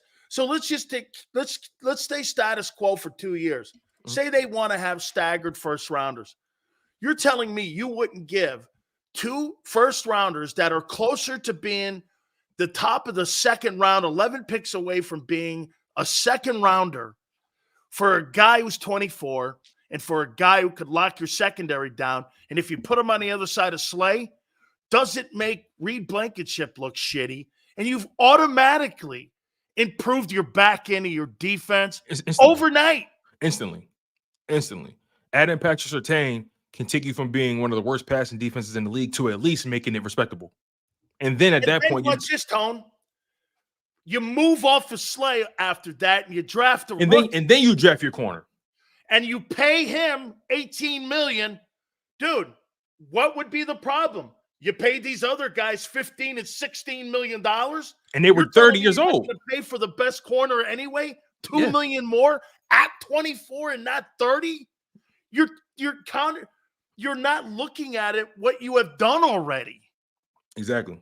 Take a shot at drafting a guy on the other end, have Slay in him. Here's why you can afford the Bradbury dump. If you bring Surtain and he's still on that rookie deal. Mm-hmm. As a matter of fact, let's make sure we got our numbers right here. Patrick Surtain, look at the contract here. All right. Patrick Surtain a second. Here we go. All right. So as of right now, Patrick Surtain, he is in the 4th year.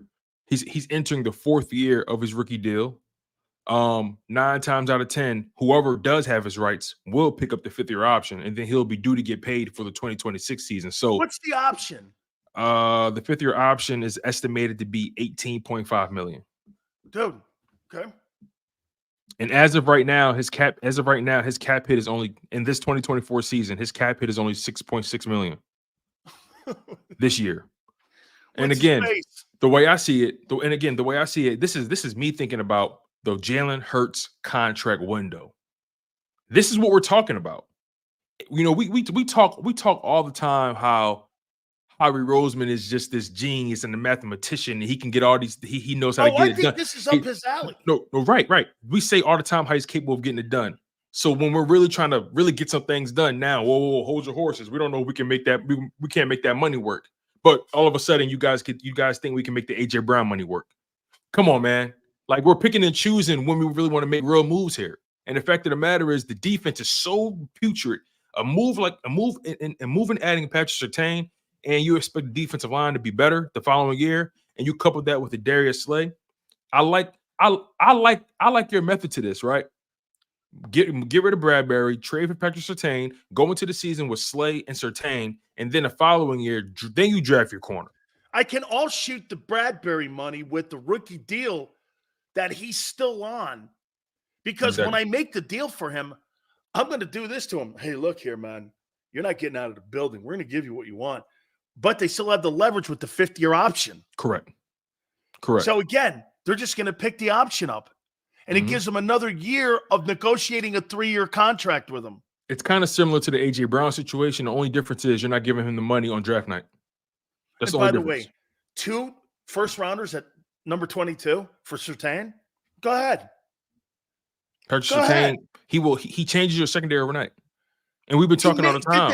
You completely solidify your back end overnight.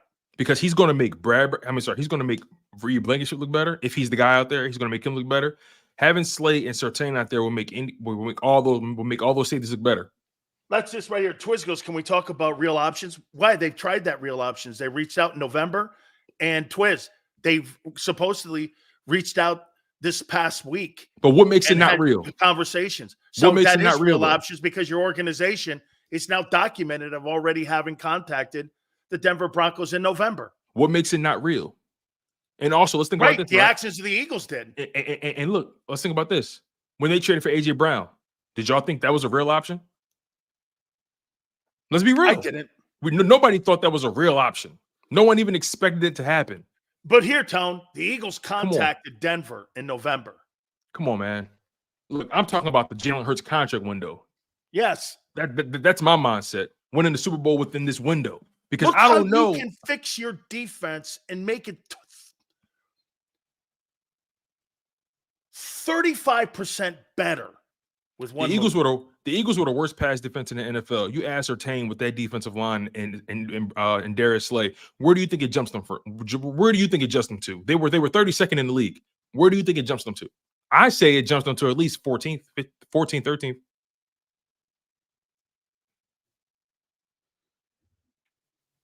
10th. I'm willing to roll the dice on that. Again, a proven commodity. When you know, listen, we talk all the time. Because it'll improve Slay's play. Listen to this. We talk all the time how we think they need to draft a corner in the first round, right? I think we're all well documented as a fan base and as spectators and as enthusiasts of this team that they should draft a corner in the first round. We're all talking about that, right? So, again, let's think about Howie Roseman's track record when it comes to drafting corners. He cannot evaluate the position. Let me ask you this. He has not proven to you that he can evaluate the position, not one time. But what he has done, he's proven that he has an ability to spot a corner in free agency or via trade. That's how you got Darius Slay in the building. We didn't think that was feasible, but we got him in the building. So then Patrick Surtain, that's right up Howie Roseman's alley. He can't draft corners. You're talking beautifully here because you're talking track record. But here's the thing, though. You're talking about Howie's track record. But here's the thing. People want to use his track record when it's beneficial for them. The reality is his track record has good in it and it has bad in it. Absolutely. If we're going to talk about it, talk about the whole thing. He can't draft corners. Absolutely. He's not good in drafting. He's good at finding. Exactly. He found CJ Gardner. He made a deal for both of those players. All I'm saying to people is, like, do people think it's they have done as an organization? And real quick, Sills, do people think it's an accident that the best corners during the Howie Roseman era, the best DBs, let's put it to you that way, the best DBs in the Howie Roseman era have all been free agents or trades? Is that an accident? Is that a myth? Is that a coincidence? No. The worst DBs we've had in the Howie Roseman era have been draftees.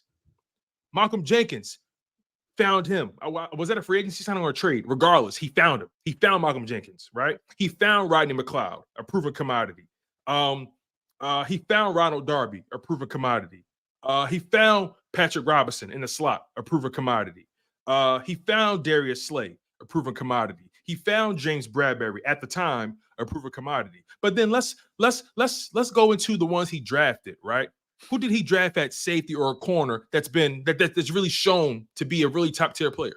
No, see, and that goes with what Twiz is saying here. He wants to keep the 2 first rounders for Howie to take another shot in the dark again at some shitty linebacker or some shitty safety or some shitty corner that he hasn't done in 23 years. But hold on, wait. He'd rather do that. But listen, and take guys like Nolan Smith or Nakobe Dean. Still, but they're the same people saying, hey, don't trade AJ. Stupid thinking. No, listen, they're the same people saying, don't trade AJ Brown because we don't trust Howie to do the right thing with the picks.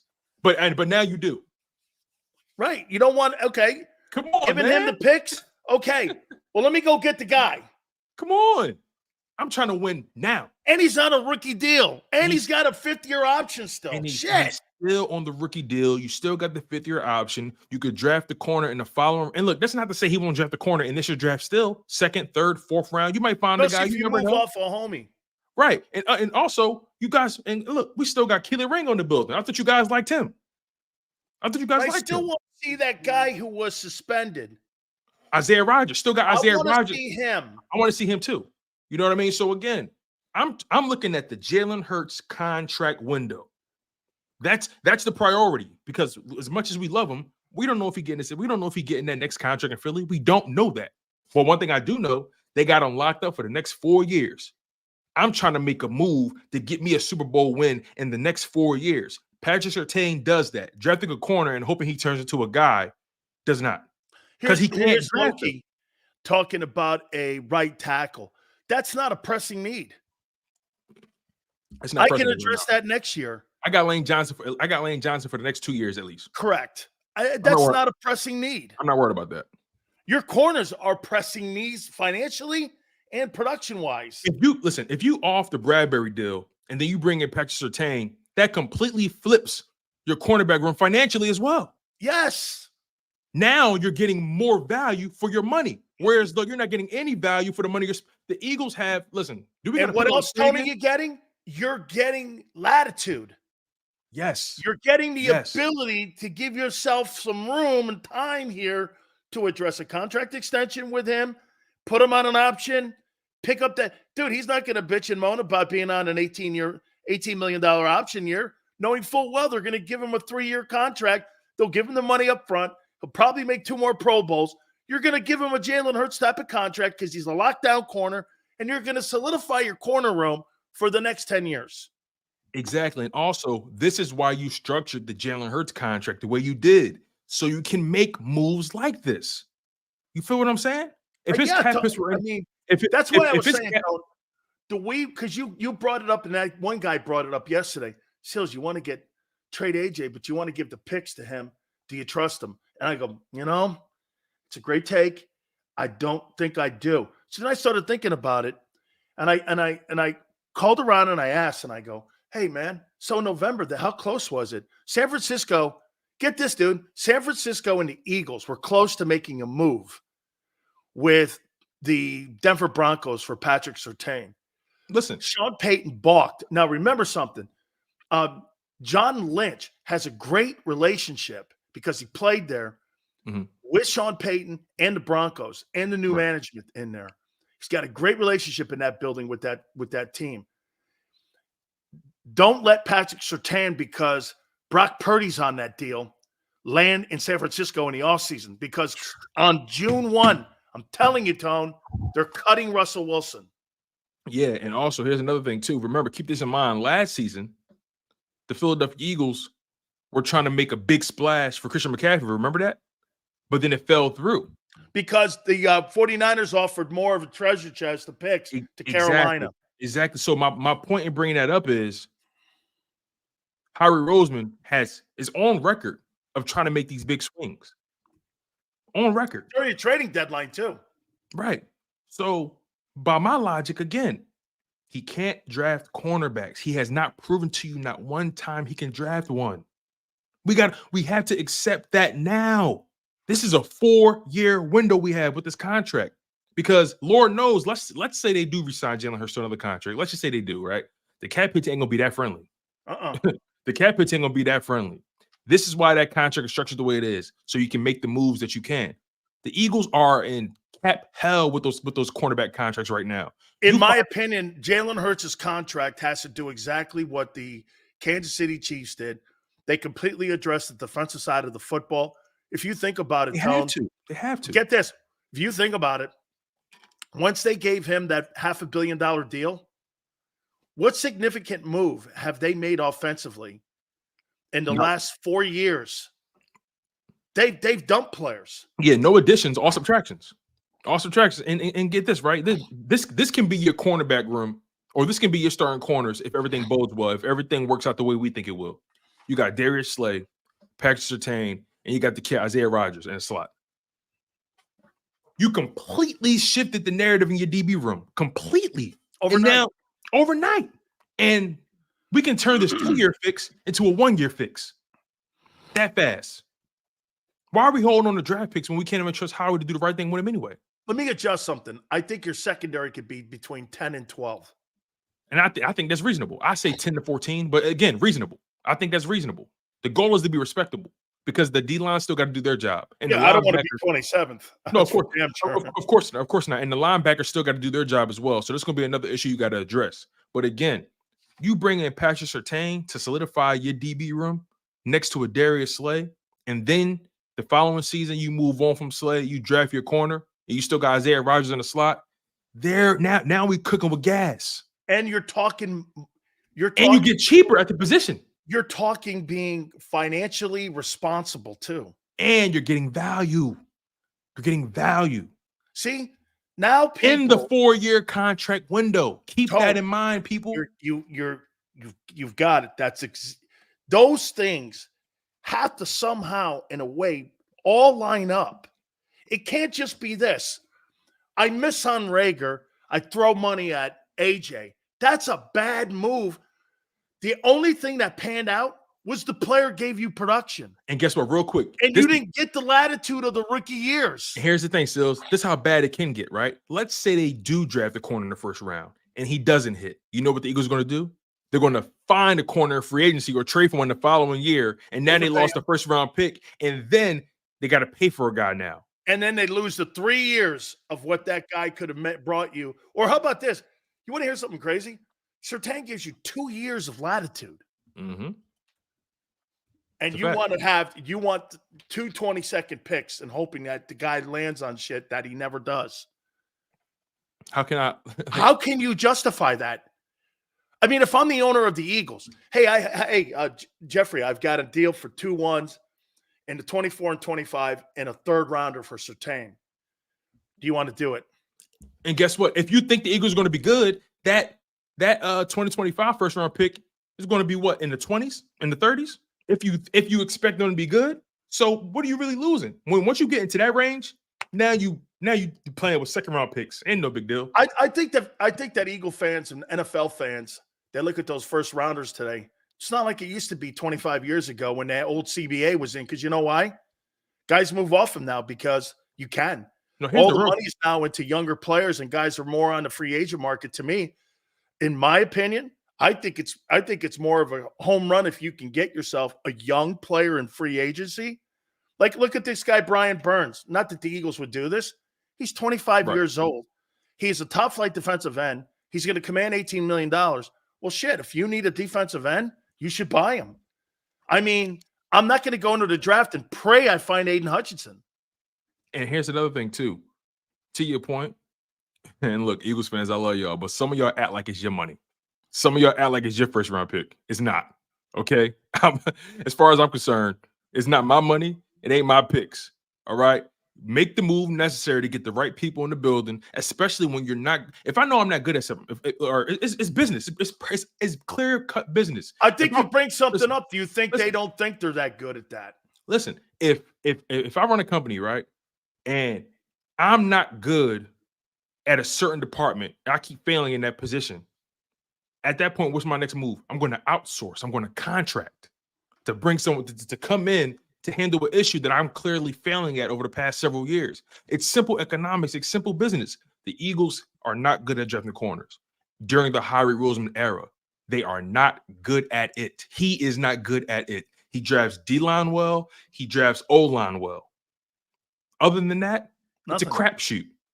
So therefore, in knowing that, I'm willing to roll my dice on a proven all-pro corner who's 24 years old, still on the rookie deal, which can allow me to transition to the next wave of corners. I get rid of Bradbury, D-Slay and Surtain, and then the following year, I shift away from Slay. I got Surtain, and then I draft the guy. Now my cornerback room just got significantly cheaper. Dude, and more talented. And more athletic. And you got a guy that Fangio drafted himself in 21. That Fangio was very familiar with. Fangio had to look at him when they went to him and said, we're going to draft Patrick Surtain. Great. He was the head coach of the Broncos then. And it always goes back to what? The Jalen Hurts 4-year window.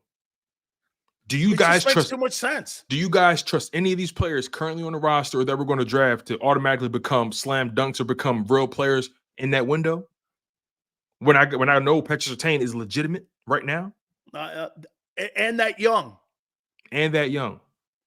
he's 24, dude. So it's too simple to keep talking about. Dude, I looked at it. Really, you're right. I mean, I thought about it last night. I'm like, so this guy's going to go and try to develop Kool-Aid McKinstry from. And by the way, I don't mind the kid. He's good. Yeah, it's not about them. Such a crapshoot. Right. At the end of the day, it is. No matter what, the draft is nothing but a big-ass slot machine. The NFL draft is nothing but a big-ass slot machine. And guess what? More times than not, when it comes to the cornerback slot machine, the Eagles lose. Why bet on the game that you know they're going to lose? Let me do another question here for you. Yes, sir. Budda Baker's going to be moved off of. They're going to move him. He's 28. He's two-time All-Pro.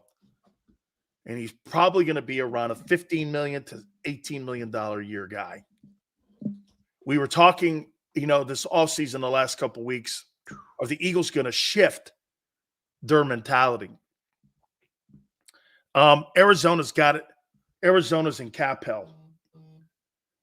Okay. Well, not so much. They're 44.8. They will probably want to do more damage in free agency. So I'm wrong there with that because they got $44 million in cap space there. So I would say this to you. When you look at it, is that a viable thing? Or do you think that Howie would pass on something like that? So going into the 2024 season, man, he's going to have a $19 million cap hit. The dead cap is only $3.9 million, which is really good, but a $14.2 million base. That's going right on your cap. Are you talking more so when his contract ends, or are you talking about making a move for him this offseason? Does he have one more year left? I think it looks like he does. From what I'm seeing, it says here he's an unrestricted free agent in 2025. Yeah. That's what I'm seeing.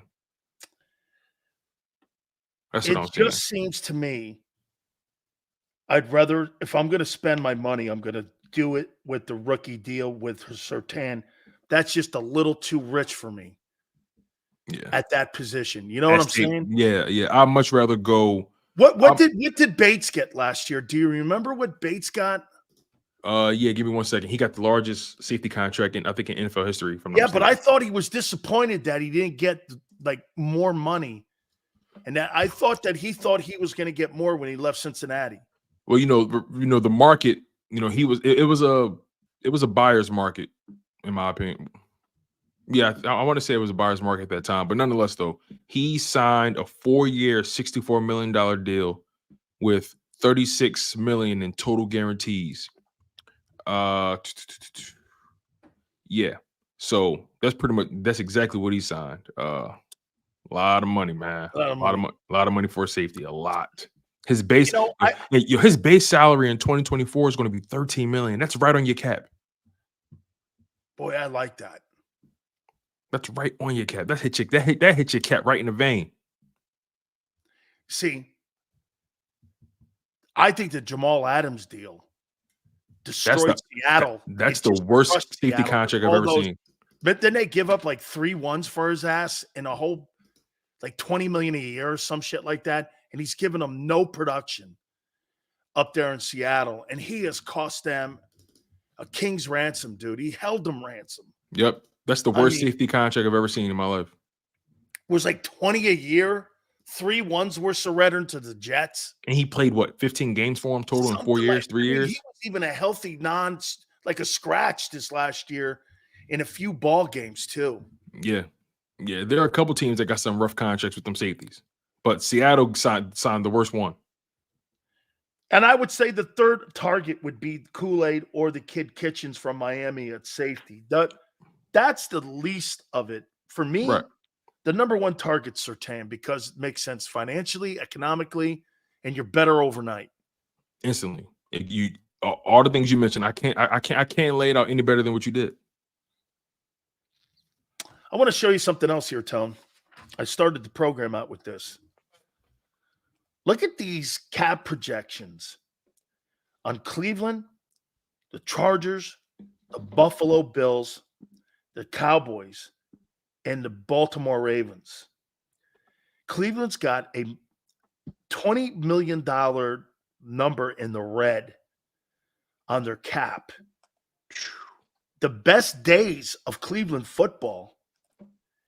Boy, what tough decisions Andrew Berry's got to make there because, dude, you can't even pay for your rookies right now. How about this one? Chargers just come off of giving Justin Herbert that brand new contract. They're $44 million in the red. Joey Bosa's not coming back. Damn. What are you going to do with Derwin James in that contract? What are they going to do with Asante Samuel Jr. when it's time to pay him? I mean, no wonder Austin Eckler not been offered any money because you're $44 million in the red. Look at the Cowboys here. So you're 14.6 in the red, $14 million in the red. Damn. You got contracts to deal with CeeDee Lamb, Micah Parsons, and with Dak Prescott. Deron Bland. Got to worry about that contract coming up too. Deron Bland. What are you going to do here? Who goes? And are then, you going to let Tyron Smith walk out the building? And remember, Zach Martin. Are you going to cut Zach Martin? And look, remember that he wanted a bigger contract, and they gave him some more money up front to kind of make him keep quiet, but they still got to address that. It's not that you no. Hey Jones, I see it. Rework. You can't rework 6 guys when you're in the hole. $14 million. It's a lot. It's a lot of money to be in the hole. $14 million. Yeah. So what are you going to do? I mean, you're working on a brand new deal for Dak. And what are you going to pay Parsons? 30? Are you going to pay Lamb 50? I mean, 20? That's why it's so damning for the Dallas Cowboys to have not won anything over the past 3 or 4 years or whatever. In my opinion, their best shots was in the rear view. It gets harder from here. It doesn't get better from here. They're downhill now. The Cowboys are literally going downhill from this point forward. But the Eagles have a chance to trampoline back up if they make the right decisions. They can run this division. The Surtain deal is the right deal for them. I think so too. Don't get gun shy. Pull the trigger. You find yourself a lockdown corner for the next 10 years. And legitimate. Your cap issues are addressed. Yep. Look at what they missed out on Dak. Dak was a 4th round pick. And he produced early in his career, and they brought nothing back in postseason. Yep, and they did, and you know what? I will give them credit. They did everything to put weapons around him. Amari Cooper, he had Jason Witten at one point. He had Dalton Schultz. Now got Ferguson, CeeDee Lamb. He had Michael Gallup when he was actually killing people. Cedric Wilson when he was actually doing a great job. That defense has been stellar for the past 2 years. Wait a minute, they have dropped the ball big time. You're forgetting something. They had your boy who is going to save the day, Kellen Moore, is the OC. Hey, listen, man. You got to earn my friendship. You got to earn my friendship. The Savior's coming in. That's funny. The Buffalo Bills are $51 million in the red. That's why they're cutting Stephon Diggs. That shit looks crazy. 51 million in the red. That's insane. What are you doing there? Who's making the money? Oh my God, man. Like who? Hey, Tone, who's a high-paid guy there? The quarterback and the receiver, right? The rest of those guys, what are they? Are they paying linemen big money? Let's look at it, right? So, who's making all this money? Let's do it. Let's find out, man. Or it's got to be the quarterback. Horrible hits. Well, Josh Allen. This was what makes me do this too, Tone. That's why Jeffrey Lurie has to be like this. Hey, I put more of my ass on the line with Jalen Hurts because I gave him more money up front, and I'm not getting my return on investment. And if this guy doesn't start delivering here soon, hey, you know, I sacrificed not having to worry about paying the guy at the back end here. I'm doing this now. I gave the guy the money up front. Okay, come on, Jalen, let's go. Am I right when I say that? And that's why the 4-year window that we're talking about is so important. Because when you look at the way these quarterback cap hits are hitting that are affecting these other teams, the Philadelphia Eagles are in rare air right now. Rare air. You have a $50 million quarterback on your roster, and your cap hit for the 2024 season 13 is only 13 freaking million. When Josh Allen's cap hit for the 2024 season is $47 million. Have a $242 million salary cap is insane. Look at this. This is their situation right now. This is the Buffalo Bills situation. Look at these cap hits. Stephon Diggs has a 27. You got a $74 million cap hit between two dudes. Two guys are taking up 30% of your cap. And then you got another 23. You've got $100 million in cap hits and lined up in two dudes. This is three dudes. Crazy. Three dudes. 100 million in three dudes. 40%. Listen, let's do it this way. 40% of your cap space for 2024 is wrapped up in three guys. 40%. This isn't just about jerseys. This is about the money and how it moves. That guy Bean's fired. Yo, dude, look at that. The rest of it is reasonable. This is why it was such an indictment for the Bills to not take advantage of these past few years. They've come so close and come up so short. See this right here? That's exactly why Sean McDermott's going to be fired. The Dallas Cowboys, all those. Listen, man, this is dangerous territory here. The Eagles are not in this position yet, and I know y'all don't want them to be in this position. They have an opportunity to avoid this because of the Jalen Hurts contract. We got to take advantage of this 4-year window. Buffalo is going downhill. Josh Allen is a great quarterback, but as an organization, as a team, they're on the decline. The Cowboys on the decline. You got to take advantage of this 4-year window with Jalen Hurts where the cap hits are legitimately manageable. I don't think, if I'm not mistaken, Jalen Hurts has one cap hit that matches Josh Allen's cap hit of this year. No, I don't think he does. Let me double check. He doesn't. He doesn't. I'm going to show you something that what makes Kansas City just insane. So you have Patrick Mahomes. You're in a Super Bowl for the second year in a row, and you got $24 million in cap space. Shit. They're going to be good for the next, 5-6 years, man. There's really nobody's. And by the way, do I think they move off of Chris Jones? I do. Chris Jones is going to be, 30, 29? He's going to command $28 million. They're not going to pay that. They're going to move off him. And they'll draft a guy. You're absolutely right. Look at this. Kansas City Chiefs.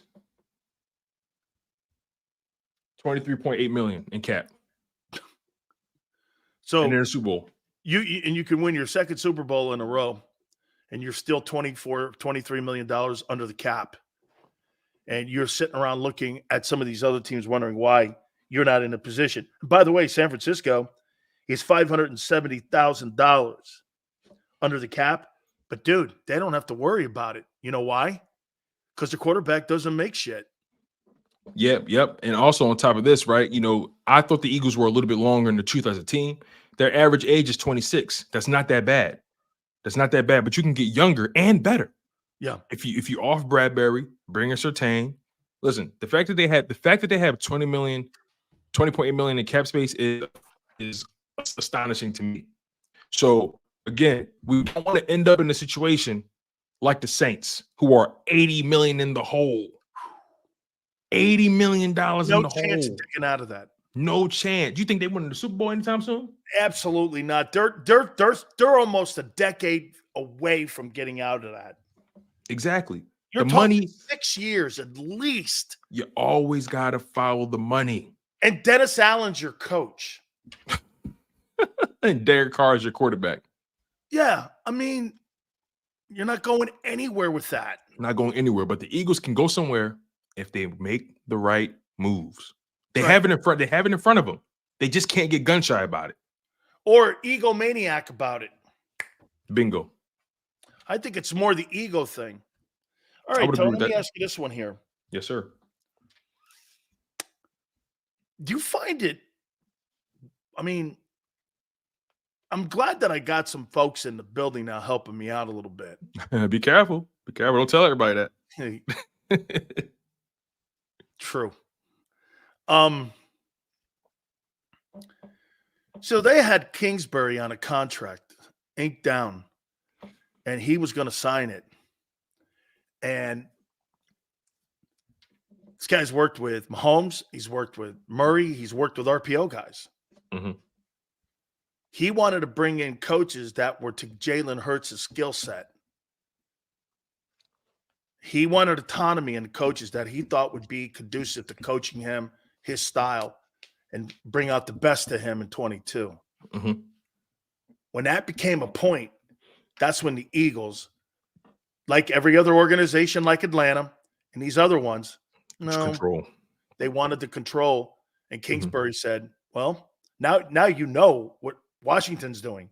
It's either Justin Fields or they're going to draft Jalen Daniels or they're going to draft somebody. They're going to draft somebody that's going to move around. That's an RPO guy. Yeah. And also, real quick, before you continue, it also shows where Washington is just from an ownership standpoint. They're not in a position to really, I don't want to say be picky, but they're not in a position to really swing their weight around. They're trying to they're trying to reinstill interest in this team again. They're throwing things at the wall so it sticks. Not saying they got $83 million in cap space, right? And they got a lot of money, so they're not in the mood or they're not in a position to be egotistical. You feel what I'm saying? They're not in a position to be egotistical. They're trying. Okay, look, we need the best people in the building. Period. And I know I'm on record not really caring for Kellen Moore or Cliff Kingsbury, right? But I want you to, we love to play the conspiracy game on the show, right? Follow me here. I need you to put your tinfoil hat on for me. Remember how I mentioned to you how if Nick Sirianni starts to wet the bed in the first half of the season, this coming season, Kellen Moore might be the first in line to get that interim job and then become the head coach long term? I think, and although I think, in those meetings, things did fall through with the staff and all that kind of stuff, this is what I think. I think the Eagles were foreshadowing. I think that they're really good on hedging their bets. They don't make any move without having a backup plan or a parachute attached. I think they thought to themselves, God forbid, if Nick Sirianni wets the bed, do we really feel comfortable making Cliff Kingsbury our interim head coach? They've never hired a guy with experience before in the entire Jeffrey Lurie ownership. It makes more sense to that I would buy what you're saying, because Kellen Moore is more of what they do in giving guys with no name as head coaching opportunities than what giving a guy like Kingsbury, because they probably sat back and said, hey, like you said, if it goes south, he fits our profile on the type of coach we usually hire. A guy who's never been hired, guy has an offensive mind. He was interviewed a year ago. And he's more controllable. And he knows, and he got the job because he said yes more. And again, that's me being the conspiracy. No, I version. agree. I think that's he fits the profile. Kingsbury wanted this and that. And then at the end of the day, they probably looked at the exit. Because when you hire somebody, you also look at the exit. What happens if it goes this way? How's it look going out the door? Remember, most executives and CEOs at major companies, they're always looking for the golden parachute talk first. Of course. You don't talk What about if this goes wrong? Right. Of course, we all like, I'm so glad you said that. Companies, yeah, they're always going to talk about what can go right. But more than anything, they discuss, okay, what happens if this doesn't? What happens if this goes wrong? And Do we have an exit strategy? Negotiation tone about the back end of the contract? If things on guaranteed money, stock options, all of that is the sticking points more so than the salary at the beginning in the conversation, because you're in the building because they want you. Yep. But what goes south is negotiations on the contract in total, in its totality. That's kind of what happened here with Kingsbury. They brought him in. They liked what they heard. Kingsbury and his deal wanted this, this, and this. And when they heard what he wanted, they went, hey, I don't know. Yeah, I'll put it like this. Companies, multi-million dollar companies spend more money on lawyers and contingency plans than they do on employees and people who can actually help them get to their destination. Think about it, Tony. They're always thinking about what can go wrong. Think about it. The United States government does more bailouts than they do giving people gifts when it comes to helping companies. Hey, we can't let that company. Okay, we'll bail them out. Hey, we'll bail them out. Hey, we'll bail them out. Companies, I mean, you don't go to the government. Government's not really there to give you loans.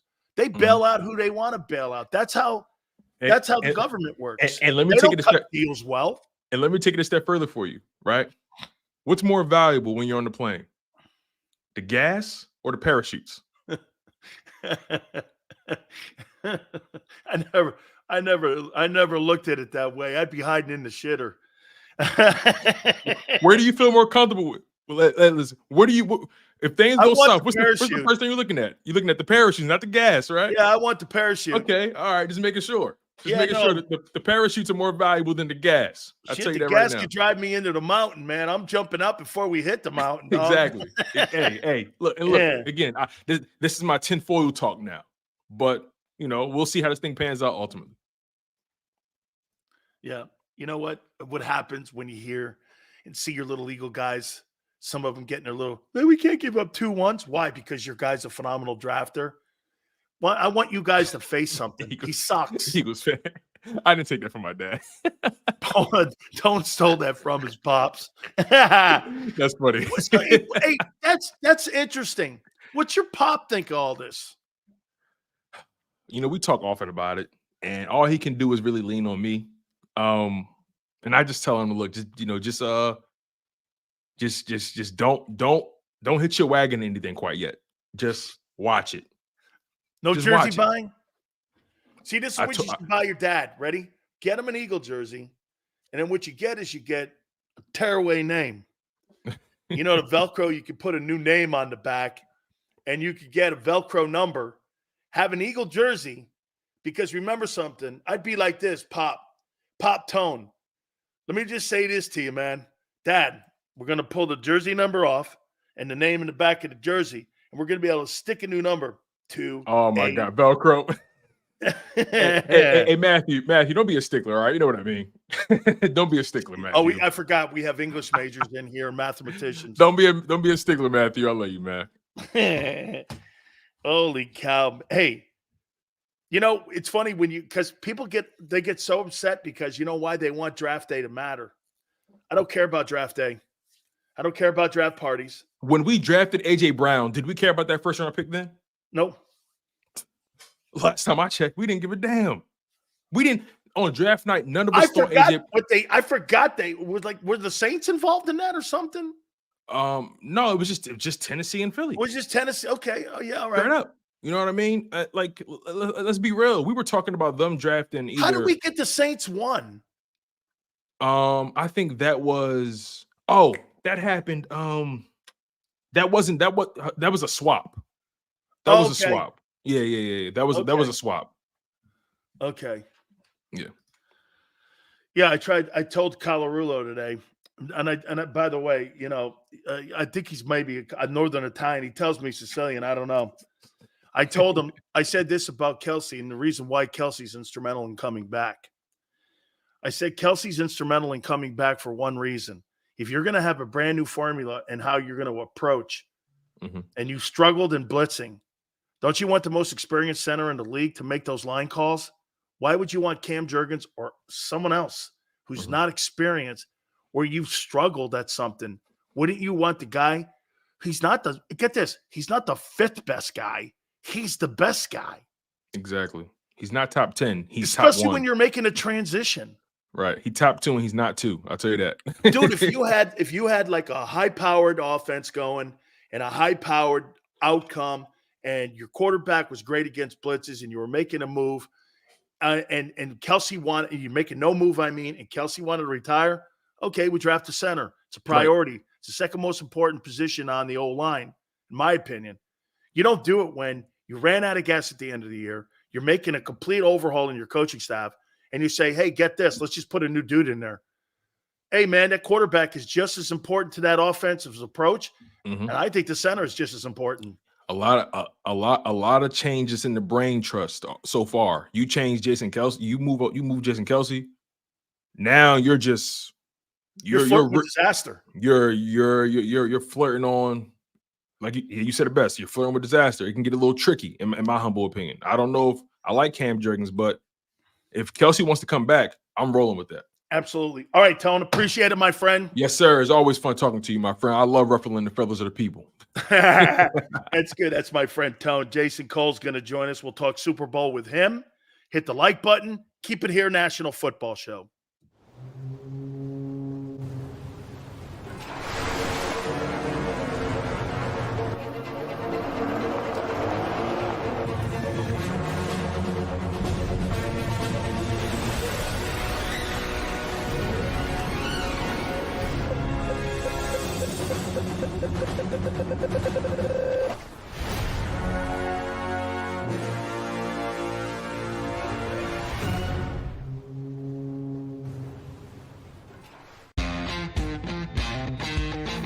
Go for the pulls and the pools.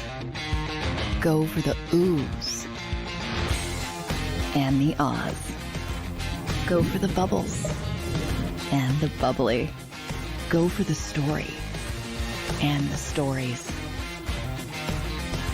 Go for the win. Go to Ocean Casino Resort. Book your trip at theoceanac.com.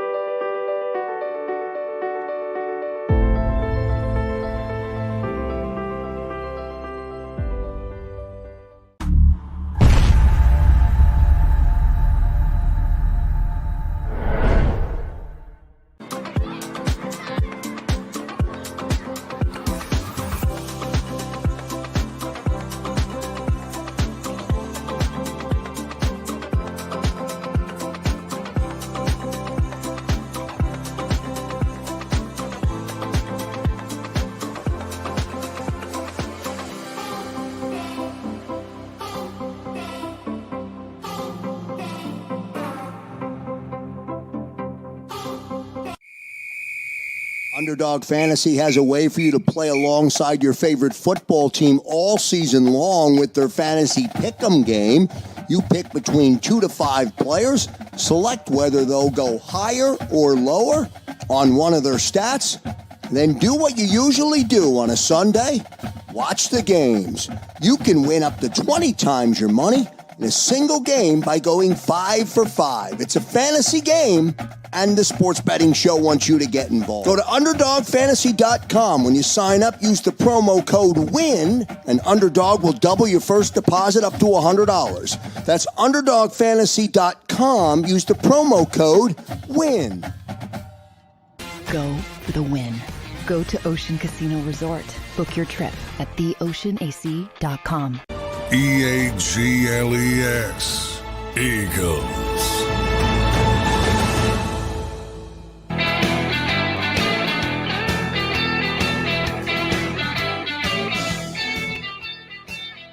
Big Sills. My problem with, again, I'm looking on my Twitter page here, and I'm looking at what people are saying about my Kingsbury story.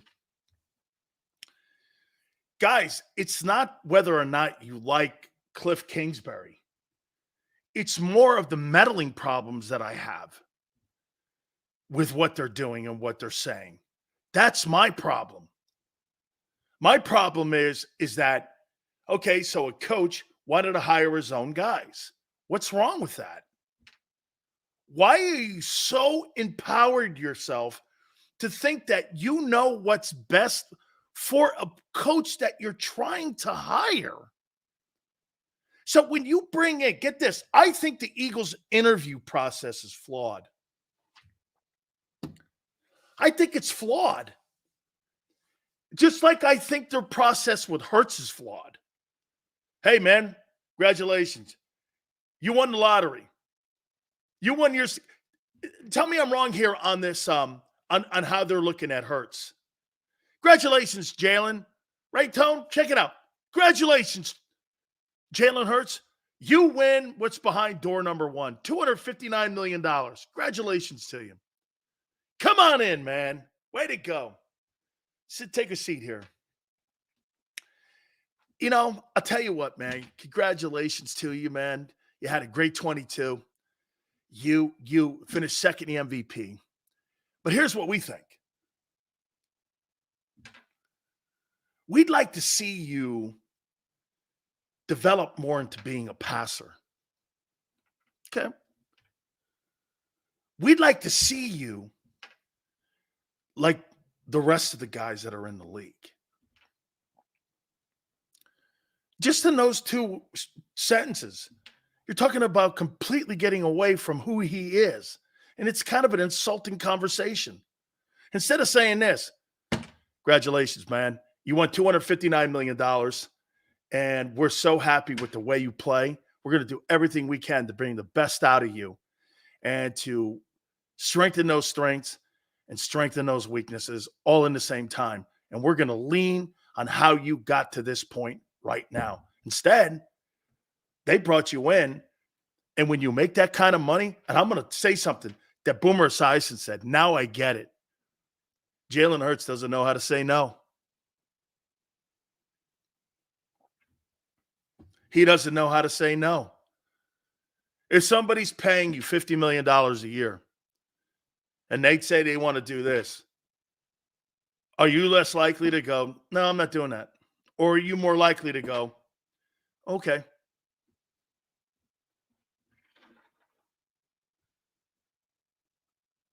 I mean, he's less accessible. By the way, I don't know if that's him or the Eagles. It seems it's the Eagles. I'm going to assume it's the Eagles because anybody that we've ever talked to said that the kid is like, hey, you go up to him, absolutely, he talks to the janitors. So I'm just going to assume it's an Eagle thing. The Eagles have made him less accessible. Okay. So you made him less accessible to his teammates? Why? Guess what the Eagles have done to this guy? They're like pampering him. You've made him less accessible. You gave him less coaching. And you gave him more money. And he's more apt not to say and fight you in any kind of decision-making process, whether it's firing Brian Johnson or bringing in Kellen Moore, because he makes that kind of money. That's it, Hollywood. I love that take. The Eagles are kind of like sabotaging themselves. Why don't you just let shit play out? You overcook it. Just like Nick Sirianni's press conferences. You're overcooking it. Let it be. Back up. Give it some air. Let it grow. What is your problem on rushing to everything? Get out of the way. Dude, they can't help themselves. And again, like I said, you may not have liked Kingsbury. You may not have liked him. That's not my take or my point here. My take and my point is that it's status quo operating meddling. Hey, we really like you, Cliff. Hey, Cliff Kingsbury is making so much money from Arizona. He could tell the Philadelphia Eagles, I'm not interested in that. You know, you understand That's why he could tell the Raiders to pound sand. He's in a position, he's still got money owed to him from Arizona. So he don't have to go and take a job because he has to take a job like Eric Bieniemy did. He's not under that. He's still owed like, what, 2 more years on that contract that he signed? Shit, they gave him an extension, and that year they fired him. He had 3 years. I think he's got 2 more, maybe 1 left on making the amount of money he was making. I mean, he could look at the Raiders and go, nah, not for me.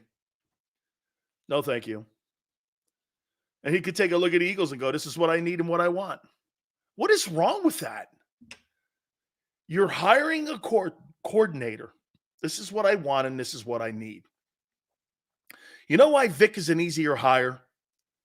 Because Vic's not going to sit around and look at college scouting and go, I want this guy from Mississippi State, or I want that guy from Indiana, or I want that guy from Wisconsin. He's not going to do that because that's not what he does. He's going to count on his personnel people to go like this. Here's the guys we looked at that you profiled for us, and this is kind of what we came up with. Who do you like, Vic? Vic's going to go, I like this guy. Just like Vic did when it came to Patrick Surtain. Vic was probably given a bunch of dudes. He looked at it and said, that guy's the best cover corner in the draft. Let's take him with one. Cowboys wanted him. The Cowboys, I'll tell you this. Hey, you want to hear what I think the Cowboys would lie to you about right now? If you said this, hey, Dallas, if you had to go back in that draft and the Broncos hadn't taken Patrick Surtain and you had the choice between Surtain and Micah Parsons, who do you think today the Cowboys would pick?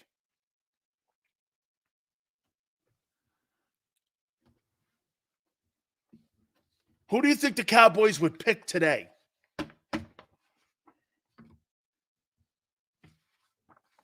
If they had a chance to go back into the draft, would you think they'd still take Parsons? Or would they want the best cover corner in the NFL? Oh, we'd want Parsons. Parsons is no Patrick Surtain. No Patrick Surtain.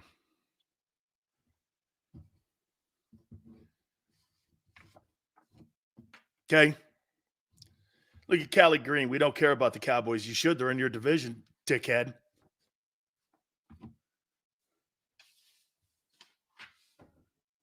Absolutely. You know, I gotta give this up to Jason Cole, because Jason Cole said earlier, he was out in San Francisco, I want to say about 3 months ago, and he was watching that team, and he was watching them, and he got an up-close look at what they're doing personnel-wise, Kyle Shanahan and what he's doing, and to see where Brock Purdy is. See, I hear people doing this to Brock Purdy. Hey, Brock Purdy, man, he's got a lot of pressure on him. I don't think Brock Purdy has any pressure on him. I think he's playing with house money. He's going against Patrick Mahomes. I mean, are you crazy? Mahomes has all the pressure because he's fighting legacy, not just the 49ers. He's in a legacy part of his career right now. Hall of Fame had some names. Looks like they're going to come out with, supposedly come out tomorrow, but the Chicago Tribune came out with a couple names. And we'll talk to Jason Cole. Some of those guys are the veteran committee. Here's our friend Jason Cole. How are you? Talk to me, man. I mean, Super Bowl Sunday. Mm-hmm. Brock Purdy, Kyle Shanahan, or Andy Reid? In your opinion, what's the bigger storyline? I don't know. I think it's all pretty glorious. Like, you know, you got Mr. Irrelevant against the best quarterback in the league right now. You've got a coach who's trying to get into the 3 Super Bowl category versus a guy who's desperate to win his first and is living trying to prove to himself that he's the equal of his father. It's something that they're both really passionate about. I mean, there's drama everywhere you look at it. I'm not sure I can pick one that I find better. I mean, look, there's probably nothing better than Mr. Irrelevant winning a Super Bowl, aside from the guy who was the grocery clerk, Kurt Warner, winning the Super Bowl. Like those are magical stories, and they just don't happen very often. It's like once every 20, 25 years. So we have one of those moments. Can Brock Purdy pull this one off? But look, ultimately, from a pure football standpoint, if you take the Hollywood side of it out of it, my question is really about like Nick Bosa, Hargrave, Arik Armstead, Chase Young. You gonna play the whole game? You gonna show up? You better. Right. But you're gonna show up. Like, this ain't Green Bay, where you got away with mediocre play. It ain't Detroit, where you were awful for first half and then you put it together in the second half. This is Patrick Mahomes' good offensive line. Granted, not great weapons, okay? Not blowing anybody away right now. But look, 49ers, you built your team on that defensive line. Those dudes need to show up. Nick Bosa, you held out for the big money, and nobody squawked. Everybody said you deserve to get paid. You had a down season, and you've only flashed. Now, you had 2 sacks against Detroit. You came through in the big moments, but it better be from down number 1 all the way through the down number 70. That you guys better show up in this game, because you're facing the best there is right now. Jace, do you agree when you look at Brock Purdy going into this? He's 4-1 entering the Super Bowl Sunday in the postseason. He's been to 2 NFC title games. He's won 1, and he's 60 minutes away from winning the Super Bowl, and he makes $870,000. And I keep bringing that up for folks because it's relevant on how you build teams, because you start with money, talent's important, lining up the stars and getting a rookie contract that you can do all kinds of things with your roster with.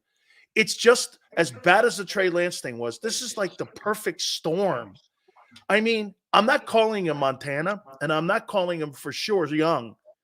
But I mean, have you seen anything like this? Well, salary cap era. Look, I mean, again, Kurt Warner in a salary cap era was the same kind of thing. And I will say this: I'm going to push back on this part of the whole getting the quarterback on the rookie contract thing. The cap is so big right now. 242.5 expected to be. Right. So I know that it's still a lot to pay a quarterback, $35, $40, $45 million a year. I get it. I'm not trying to say that that's a small thing. But even when you pay him $45 million, you have close to $200 million left to pay the rest of your roster. And you still got plenty of opportunity to pay plenty of guys, even with bloated contracts. Like, does it help? Sure. Have the 49ers done a really good job of getting McCaffrey and Kittle and paying Debo and paying Trent Williams and Nick Bosa? Yes, absolutely. But they've made some other choices too. Like, they let Buckner go, who they could use, right? Yeah, they moved him to Indianapolis. Right, they moved to Indianapolis. They've had to make some choices on letting guys go. So it's not just a free for all.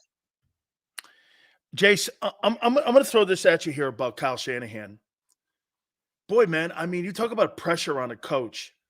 Right now, you're in the midst. You got to validate your career, in my opinion, because if you don't, you're going to start looking in the conversation, and people are going to start talking about Bud Grant. Not that those coaches are bad, but you're going to look at Dan Marino different than you do Elway. And so you're going to look, especially coaches, because you can't perform. You're gauged on your one-loss record, postseason, and what do you do when it comes to titles? They kept Coryell out for a while because they had to make up a new category for him to get in, contributor, this and that, but he was never getting in as a head coach, but he was brilliant. Is Shanahan in that conversation now? I mean, he doesn't win and he loses another one. You're talking Atlanta meltdown. You're talking a couple of years ago when he was the head coach. Now you're talking about another one here. That would be, in essence, 3 Super Bowls that he was a part of that he lost. I mean, we're getting near the Marv Levy stuff here a little bit, aren't we? Not that those guys are bad. I'm just saying. These are quality coaches, but there's a difference between being a Super Bowl winning coach and not being a Super Bowl winning coach. I mean, you can still Marv Levy's in the Hall of Fame. I get it. So is Bud Grant. Right, and those guys are quality coaches. We get that, but yeah, there's a difference, and there's a difference, not just for your legacy individually, but the reason that Kyle Shanahan coaches is because he fell in love with it watching his dad do it. Right, and there's a deeper sense of necessary accomplishment that when you sit next to your dad, can you feel like you accomplish what your dad did? And I don't mean that in a negative way, like you're going to look at your dad and you're going to be jealous, but like, when you're a kid, you want to be better than your dad. You're kind of secretly competing with him a little bit. Wouldn't that be the first duo father-son to win the Super Bowl as head coaches? Yeah, it would be. Yeah, there's nobody, not that I can remember. I don't know that there's anybody else who's a father-son. Yeah, I mean, this is your legacy. This is what you fell in love with doing. This is what you did. Like, you went to training camp to watch your dad do this, and you imagined yourself being like your dad, right? Wanting to have that opportunity to match it, to talk ball with your dad, to work for your dad at one point in time along the way, because it meant so much to you. So yeah, I think there's an enormous amount of pressure that is above and beyond just, I need to win a Super Bowl as edification for my career. It's edification of your whole being, almost, of what you are. So yeah, Kyle Shanahan, I can't imagine.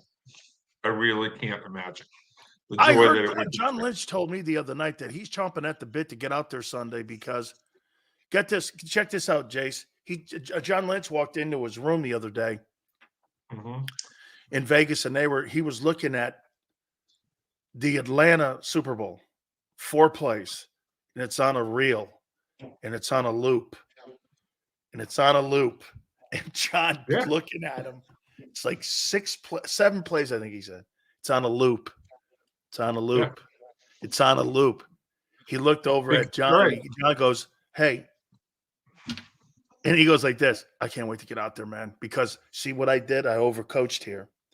Not doing that again Sunday." This guy can't wait to get out there, dude. Look, 2 times he's been this close, right? Yeah. And one of the times the Atlanta game, they had it. He screwed it up. I mean, Quinn screwed it up too. There's blame to go around. Yep. Let's not. It's not Kyle by himself, but sometimes you and I've talked about it. When you're playing the clock in the 4th quarter and you need to go up that 3rd score, it's like Dan Campbell. Everybody's saying, "Oh, live by the sword, you die by the sword. This is your identity." No, that's not true. Sometimes you have to sit there and go, "Yes, I'm going to gamble a lot of the time, but sometimes I just have to play really basic strategy, not advanced strategy." But you go up 3 scores midway through the 3rd quarter when they've only got basically 3 or 4 possessions to go. You got to put the pressure on them to score all the time, and you have to peel back off of that gambling at that point in time. Yes, you got here, as Anzalone said this week, we got here because of the willingness of Dan Campbell to gamble. But sometimes you have to sit there and say, I've won. I'm playing on house money. It's now time to peel back. Kyle Shanahan's got to do that sometimes. You should have taken the field goal, to put you up 3 scores when you were in the game against the Patriots for Atlanta, right? You should have just done that. You should have run the ball into the middle, run clock, force the Patriots to use their timeouts, gotten the 3rd score up, and walk away from the game. sometimes football is just a meathead exercise. Okay, it's not complicated X's and O's. Sometimes it comes down to just run the ball into the middle, play the clock, take your points, move on. Jace, I'm going to ask you a question here about the postseason here in Andy Reid. I put these 4 coaches down, and I got kind of an asterisk on the 4th one when it came to my Mount Rushmore of postseason NFL head coaches. I got Belichick, I got Noel, I got Gibbs, and I got Reid or Lombardi. No Walsh? The reason I put Gibbs is because they were 3 different quarterbacks. Oh, look, Gibbs to me, and I said it a while ago, he's the number 1 Lombardi, one loss in the Lombardi. postseason. Look, I think that Joe Gibbs is maybe the greatest coach of all time because he made quarterbacks replaceable parts. Now, there are a lot of people who are like, "Oh, that's idiotic." And then, no. You Does really Reid think does Reid belong in that conversation? Say you want to put absolutely. I mean, but you missed some guys like, obviously Paul Brown, different league, different era, but you win 7 titles in 10 years. I probably should have quantified it Super Bowl era.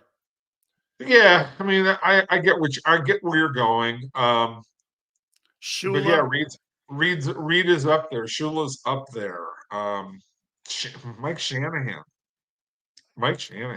2 Super Bowls, brilliant coach. Yeah, back to back, and also coaching other teams. The 49ers and Steve Young. How do you look at Reid?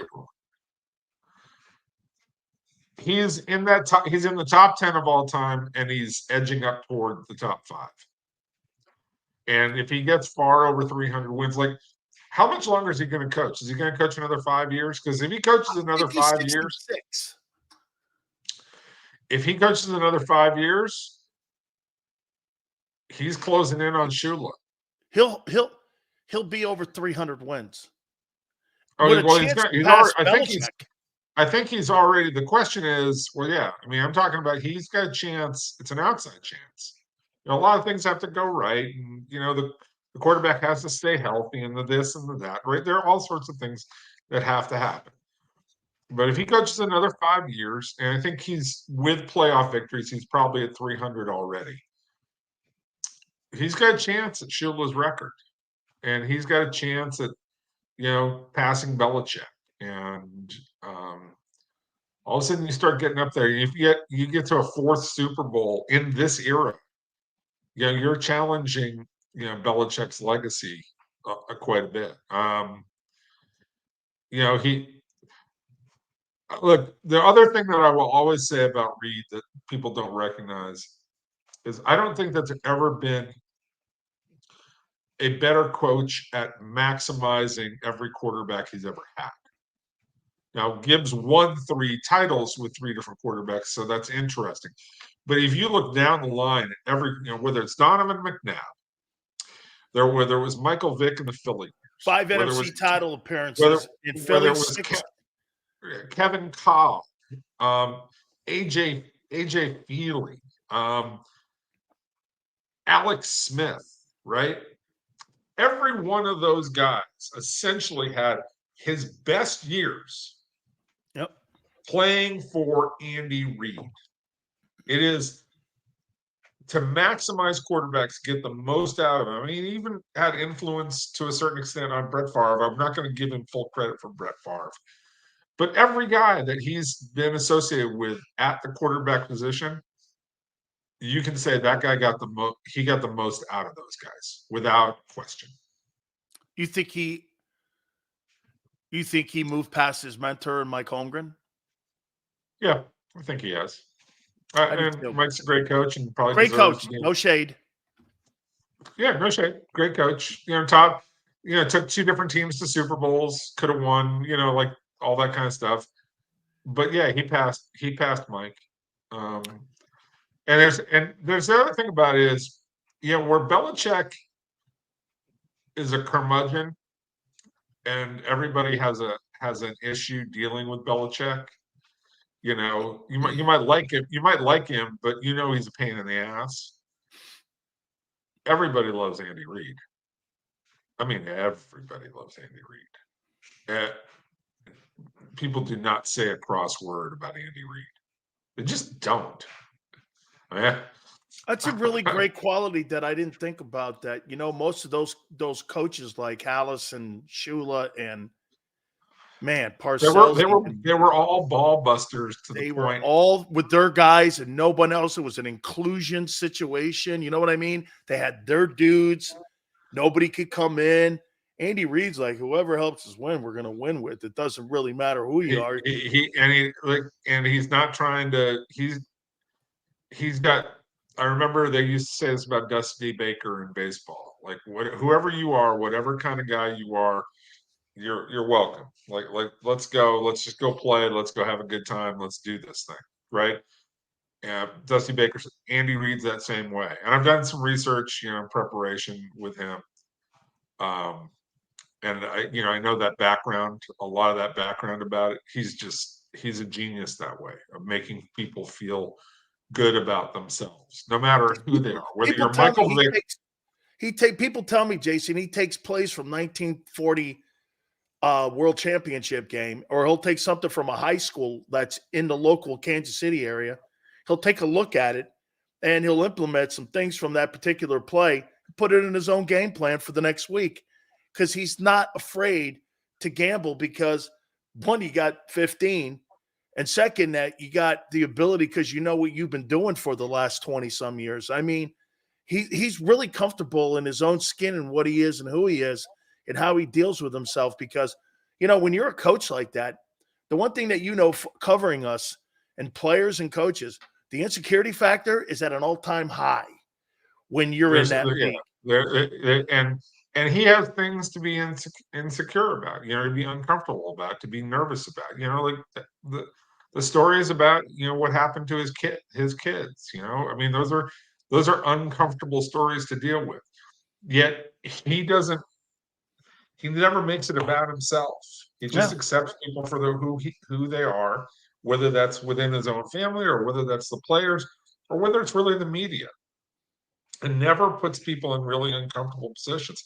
Like, I've only seen him really yell. He's like a coach. He'll snarl every once in a while, and he'll get into it with reporters a little bit and disagree and argue about certain stuff. But I've never really seen him just lay somebody out, the way a Shula or a Jimmy Johnson would. But my funniest story is that Monday night game between the Rams and the Chiefs a few years ago. Supposed to be played in New Mexico, but it was played at the Coliseum. Right. And the middle of that game, it's what it was, I don't know, it was a 51-45 game. Yeah, like and all of a sudden, remember, he's talking to the officials, and Jared Goff walks over toward the sideline, and Jared Goff says something, and all of a sudden, just like the walrus comes out and goes, he's just like, get over to your side. You can just see him, the competitive nature. But that wasn't like insulting Jared Goff. That was just like, hey, get out of my conversation. You go do your thing. Well, you're a twerpy little quarterback, that kind of thing. I mean, it was fun, right? It wasn't personal. No, I absolutely like watching him coach. Let me ask you something about Mahomes. We're now getting into a point here. It's his fourth Super Bowl. I mean, we're moving, at least in the conversation of the Elways and the Aikmans and the Bradshaws and the Montanas and the Bradys. I'm not saying he's better or worse than any of those guys, but he's in that room now. I never thought we'd see a guy following up like what we saw with Brady. It just looked more effortless. Brady was more of the workman. Brady put the time in. Brady looked like he labored early in his career with hard work. And it just looks like it comes so easy to him, like it came easy to Elway. People don't realize when Elway was on the field, there wasn't anything he couldn't do.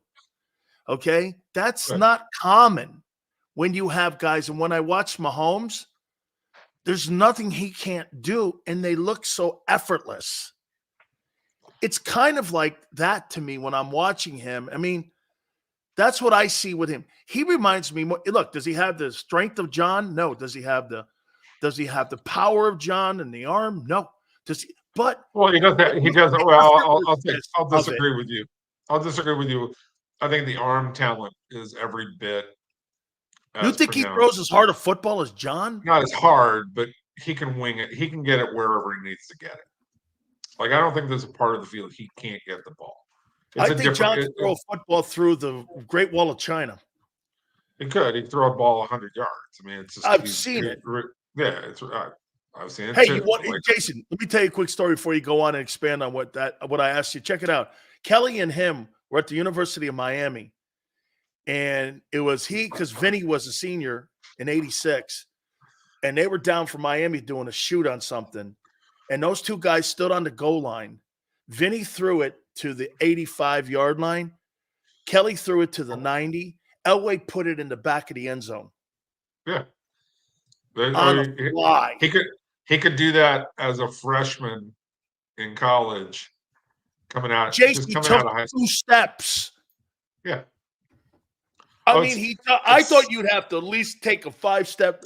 He took 2 You thought it was steps. going to be you thought it was going to be a crow hop and a running start and a crow hop and a wing it. No. Wham! And you're like, we're sitting there. Jimmy Johnson looks over, and I go, he threw that ball 105 yards, not 100 yards. Oh, and yeah. he is, and everyone there, and he, I think he did it twice. Oh yeah. And you think Mahomes is that? Mahomes can get it wherever he needs it on the field. And the other thing about that Mahomes had is, and Elway has this and Rodgers has this, the shortstop arm. Do you know what I'm talking about? Like when a shortstop is coming up the middle and has to like come around and throw its sidearm as their weight is carrying this way, and they have to drop down and rifle a ball to get it back across their body and fit it, right? He can do that. Mahomes can do that every bit as well as Elway. Can he throw it? Can he throw it 100 yards like that? No, he can't. And probably the only guys who can are the Josh Allens, the Jamarcus Russell, guys like that. Jeff George, maybe. Jeff George. Like that. Yeah, Jeff George could really wing it too. So no, he's not quite like that. But again, if you have to get a ball 70 yards downfield, I think he can reach it, right? If you have to get a ball, and any kind of tough fitted throw he can make, or any kind of throw on the run. Like Peyton Manning could never drop down and throw a sidearm. I think he's better than Peyton Manning. As a thrower, yeah, but as a quarterback. As a quarterback, probably. I mean, we're getting into that area. I mean, he's still got a lot to do. I mean, Peyton had a hell of a career. And Peyton, if not for Tom Brady. It's a great point because it's like Phil Mickelson in the Tiger Woods era. Right. Like, if you just don't have Tom Brady, you've got probably 5 or 6 rings yourself, right? Yes. But you got to go up against that. And so, it's special. Jordan and Drexler. Yeah, I get it. Yeah. Yeah. Well, Drexler's not. Drexler was Karl Malone. Yeah, right. It's an amazing thing to watch. It's incredibly fun. He's the best quarterback. He is a dream killer for other quarterbacks. Is he a top 5 all time? He's closing in on it. There's still a little more work to be done. But let's just say this. If he, for God forbid, if he retired, if he wins and retired Monday, would he be a Hall of Famer? Probably. Yeah. 3 Super Bowls, 3 MVPs, most likely. I don't know. All-time single season yardage guy. I mean, well, think about this: what he's gone through, what he's gone through to get to the Super Bowl this year. You beat Tua and the Dolphins, not that hard, at home. But then you go beat Josh, you beat Lamar Jackson. Like, that's ever been as good as who Peyton go through in his last year. He went through Roethlisberger, he went through Brady, he went through Cam Newton, and then there was one other guy in there. I'm trying to remember.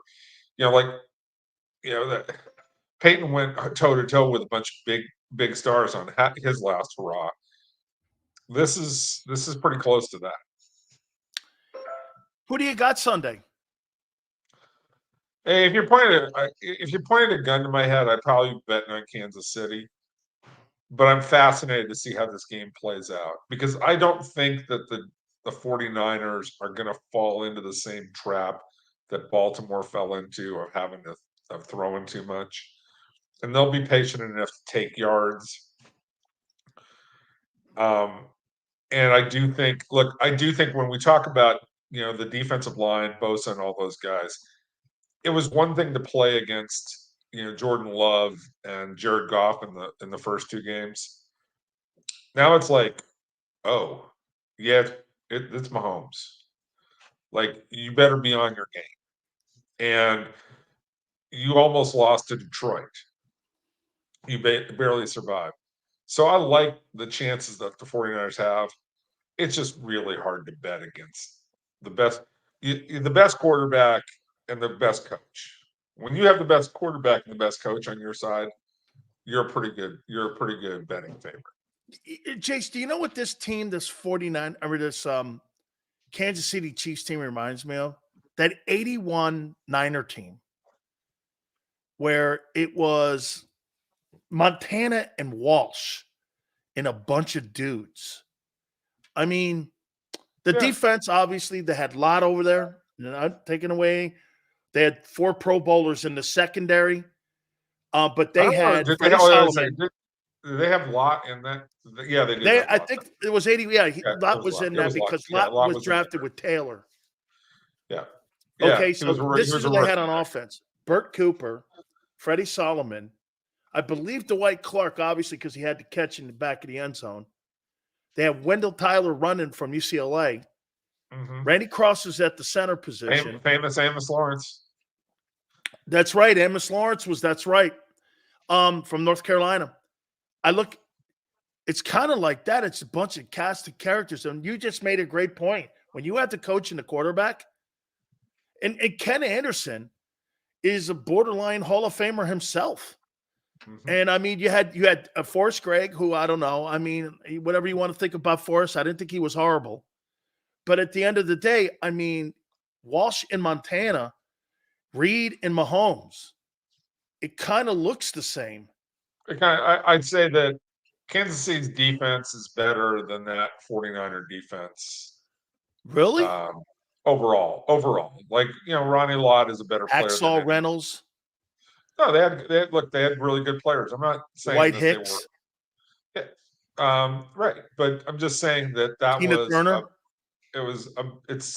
Look, this group with Chris Jones, Karlaftis is a good player. I think it's an underrated player as a pass rusher. The back end guys, two corners, McDuffie, corners, McDuffie, Reed's a good player. It's a pretty balanced group. Like the linebacker's good. They got some guys. I just think, and the way that they play together, and Spagnuolo's got a role. And this is the best defense of the Mahomes era. Yeah, I'm not saying anything that nobody else said this year, but it's the best. It's the best, and it is covering for the fact that, like, I said this a bunch of times. If they just catch the ball during the regular season, they win. I'm not talking about like go make a big play and diving this. I'm just talking if you just catch the ball. Just catch it, not hard catches. Just Valdez-Scantling, catch the ball. Kadarius Toney, catch the ball. Just catch the ball. They probably win 3 more games, and we're talking about them being one of the powerhouses all time because they're hosting every game of the playoffs. That's the kind of frustrating season that they have. But they're so talented, particularly at quarterback and tight end and at coach and the overall defense, that they've gone from kind of shuffling their way through the season to I know they're not the Vegas favorite, But I looked at, what was it, the other day, ESPN had all of its writers, all of its NFL writers pick who they thought that was going to win the Super Bowl, and 49 out of the 64 writers said Kansas City. So I think there's a perception that Kansas City is the favorite in this game. And again, they got Mahomes and Reed. That's a position. That's right. Jace, I know the Hall of Fame. I think that comes out tomorrow. Is that right? The Tonight. names? Tonight. Thursday night. Tonight. This Okay, NFL honors shoot. Yeah.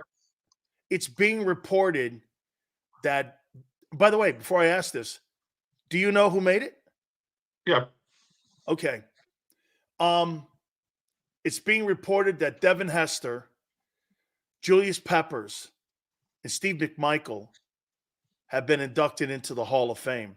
Before I ask others, I'm not going to ask you whether they have or they haven't. Just maybe a synopsis on those three guys and your spin on those three guys. If it turns out to be true, the Chicago Tribune has. Yeah, I saw the report. I saw it. Like this. Or is this too uncomfortable for you? No, it's fine. I mean, I can't say whether they made it or not. I agreed. And I'm not gonna sit here and like try and crap on somebody's reporting, because I don't think that's worth this. Okay, other than so I'm just gonna leave it at that. Like, there's an incredibly qualified group. You saw the ballot of 15 modern era finalists. I did. You could have picked any five and looked good in that group. Pretty much any comment. Some looked better. I would say Julius Peppers' numbers speak for themselves, and when you looked at him as a player, it would. I think Julius Peppers is better than Fred Dean. I think Julius Peppers is one of the absolutely most underrated because of him playing in Carolina. But when you look at his overall play on what he was as an edge rusher, how great an athlete he was the sixth man on the UNC national championship team.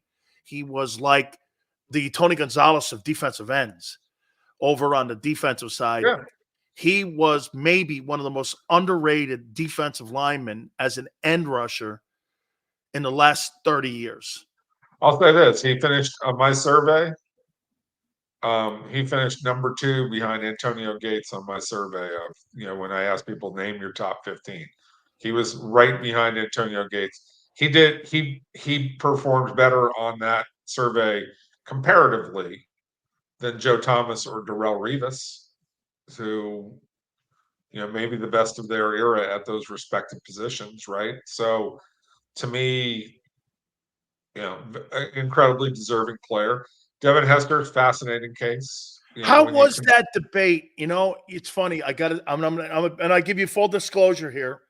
Devin 2 weeks ago called me and goes, "What do you think?" I go, "You're an oddity." And he goes, "Does that mean asshole?" And I go, "No." I go, "No, it doesn't. It just means you're like White Shoes Johnson. You're like but better. But you're like, you never really had a position, but you had an impact. So they had to come up with a way of looking at your impact more than your position. It's funny, Jace, he never had a position at Miami, University of Miami. And that was one of the arguments against him. Right, because you know what? Miami, they tried him at wideout. He wasn't very good. They tried him at DB. He wasn't very good. So he never had a position. But yet you watch him in a game. Shit, the kickoff rule is changed because of him. Because of the impact that he had on taking that ball to the house. I mean, they changed the kickoff rule. Let us put it this way. On a lot of games, even before they changed the rules, when the kickoff happened, you're probably getting up and saying, "Okay, I'm going to take a bathroom break and get a drink, or I'm going to do this." You might, you're not always paying attention on the kickoff. When Devin Hester was back returning, you didn't move. Right? Was the room split on that guy when they were debating? Was It that a was more so, long I debate? would say we had that argument that you're talking about. Yeah. We had that argument last year, okay? And we knew what that argument was. And either you dealt with it and said to yourself, look, he's just a freak of nature at what he does, and he's the greatest ever to do what he does. Or you sit there and go, I got a hard time voting for a guy who couldn't play somewhere else. Like, you have to reckon with that decision yourself. And I had to reckon with that decision. And eventually, because of what other people said about him, I came around to, this is a Hall of Famer. I'm not going to tell you how the room went this year, but I know personally, I thought going in that he was a strong candidate. I know this guy's on the senior committee, and I'll tell you what I posted on my Twitter and also on my Facebook. I got a friend of mine, Ron Onesta, has a fundraiser for Mongo, and I'm involved with it, and I'm helping raise money. But when someone asked me the question about the Veterans Committee putting him in, reportedly by the Chicago Tribune, I got asked the question, and the Bear fans ripped me for it. But I said, you can't have 2 Pro Bowls and make it to the Pro Football Hall of Fame. And I think this is a sympathy vote. And I hate saying that. And I don't mean to be that way. But whether you're ill or not has no bearing on your resume. Steve McMichael was a great football player. He was instrumental in the 85 Bears. He was a absolutely sensational inside tackle. But to put him in the room with Randy White and Bob Lilly and guys like that, not a chance. Not a chance. I'm not gonna argue against that point. Okay. It's just I look at Warren Sapp, Randall. I look at John Randall, and do I see Green. Steve McMichael? I don't. He did have over 100 sacks, I think, or 95. I think I was stunned that he was up that. It moved the room for me a little bit when I saw his number, and I didn't know he was up that high, near 100 for an inside tackle. He's up there in Warren's territory. Well, I'll say this: he's got more sacks than Fletcher Cox, and I think Fletcher's a heck of a ball player. Right. And they played slightly different function and all that kind of stuff. But look, Mongo had a great career. I'm not going to say anything more than that, other than I have made the point many times that, and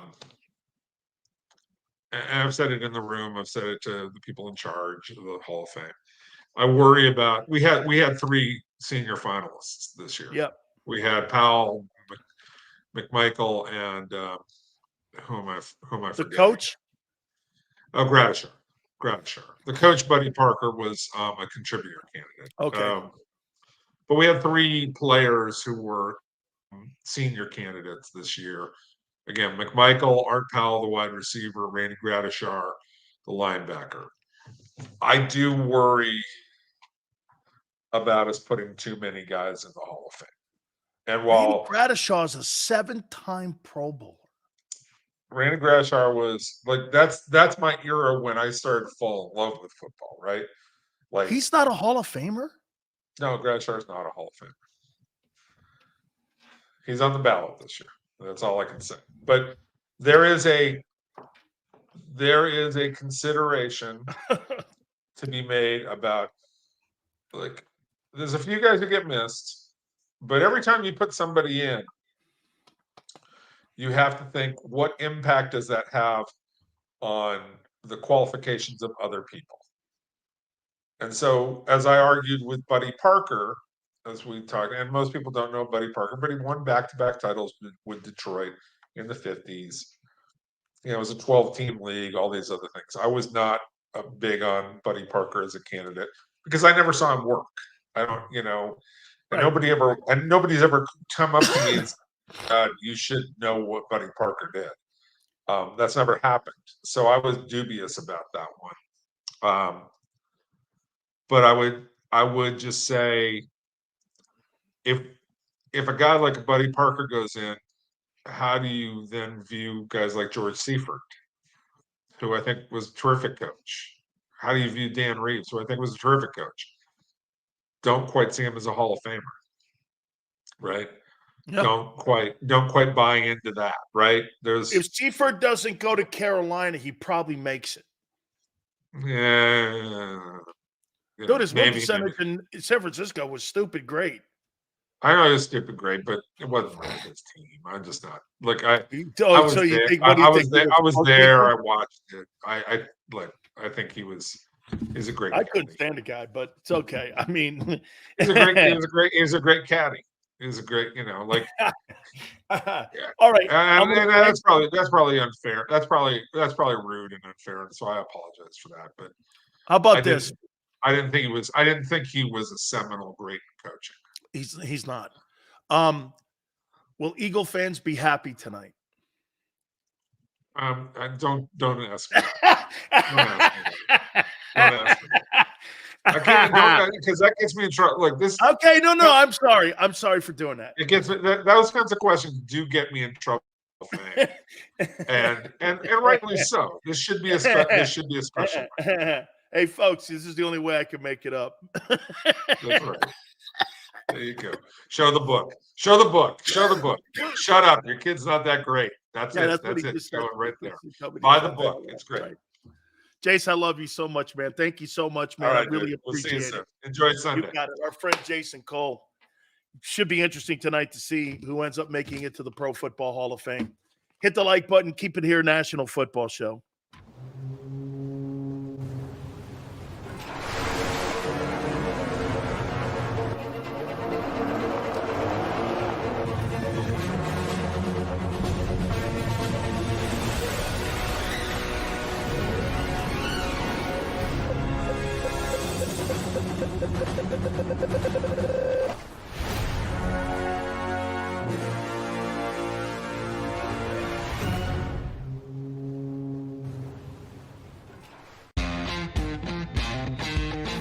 Go for the pulls and the pools. Go for the oohs and the ahs.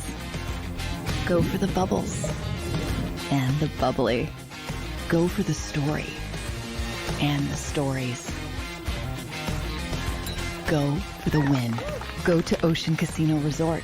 Book your trip at theoceanac.com.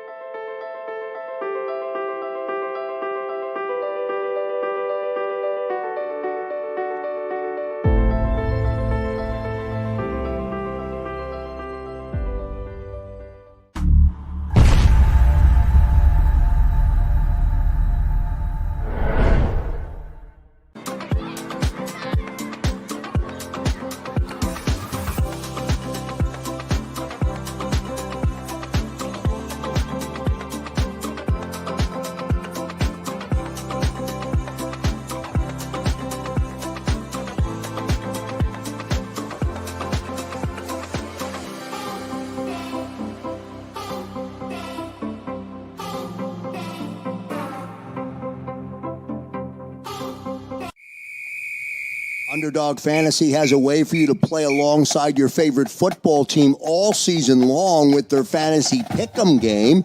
You pick between 2 to 5 players, select whether they'll go higher or lower on one of their stats, then do what you usually do on a Sunday, watch the games. You can win up to 20 times your money in a single game by going 5 for 5. It's a fantasy game, and the Sports Betting Show wants you to get involved. Go to UnderdogFantasy.com. When you sign up, use the promo code WIN, and Underdog will double your first deposit up to $100. That's UnderdogFantasy.com. Use the promo code WIN. Go for the win. Go to Ocean Casino Resort. Book your trip at theoceanac.com. EAGLES. Eagles.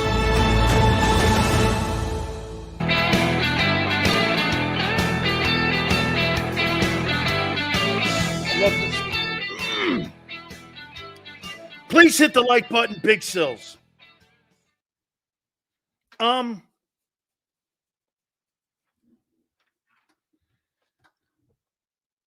Howie Roseman's formula on building a defense is what?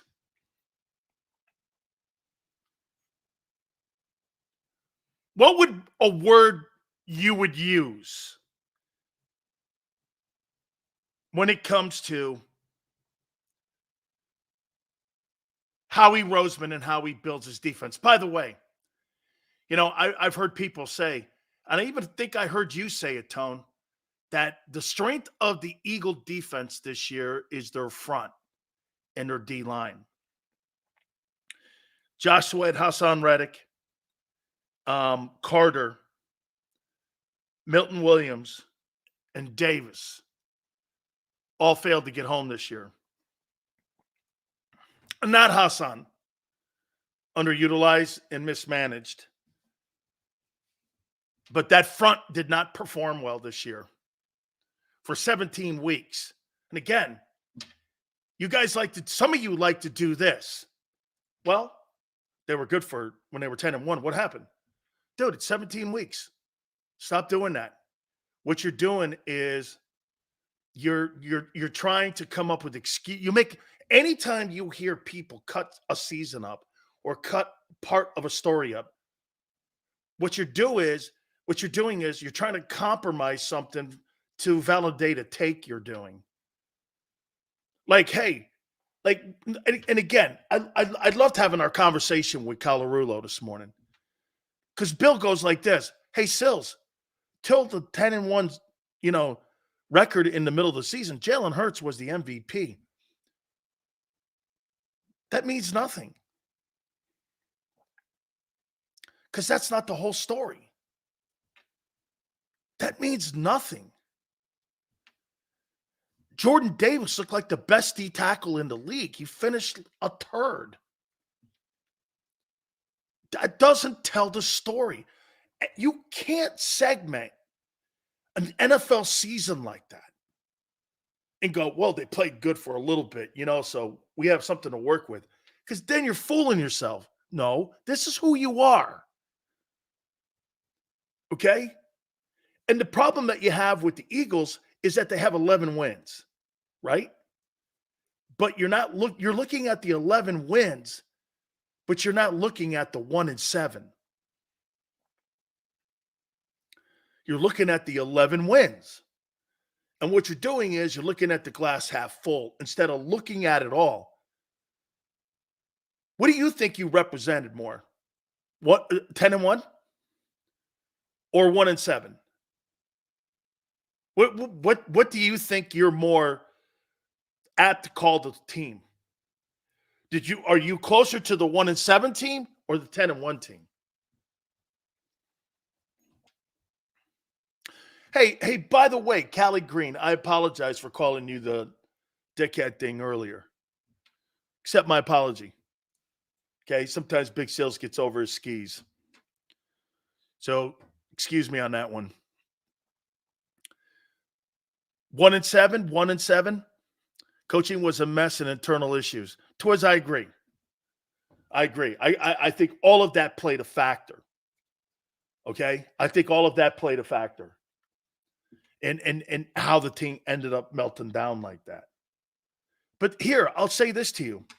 Howie Roseman's philosophy and ways of building a football team are flawed. I mean, his approach is flawed. The formula he uses has to change. Okay? It has to change. Will it? We talked, Tony and I were talking, and I thought about the Patrick Surtain take last night. I said, what addresses – listen, you guys want to have a quick fix on your defense, right? You want to have a quick fix. Quick fix is not in the draft. You are not going to fix your football team in the draft. It's not going to happen. Because you know why? You have no core group of dudes over there on defense that you can rely on yet. Can you rely on Jalen Carter? Not yet. Can you rely on Jordan Davis? Not yet. Can you rely on Hassan Reddick? Not really. See, the problem with Reddick, again, he's a one-trick pony. You got kind of an oddity there also at your edge rusher. He's not really a Swiss Army knife that can pass rush like Michael Parsons. He's a better pass rusher than Parsons. Parsons is a better player. Just a better ball player.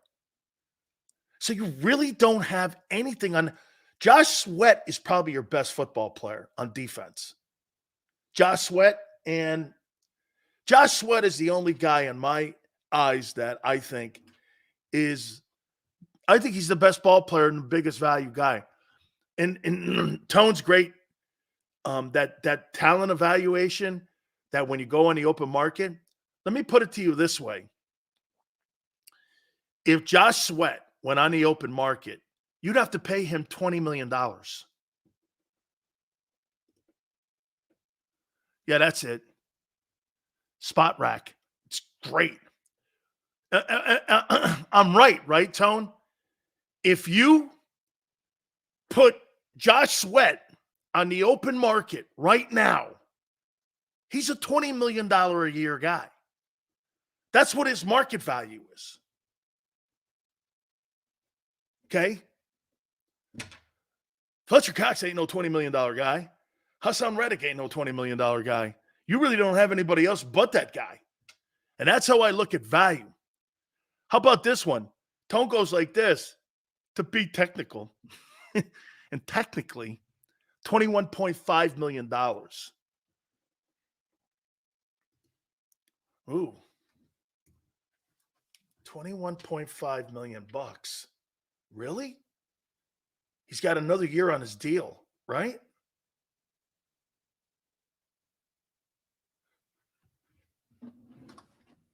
First rounder.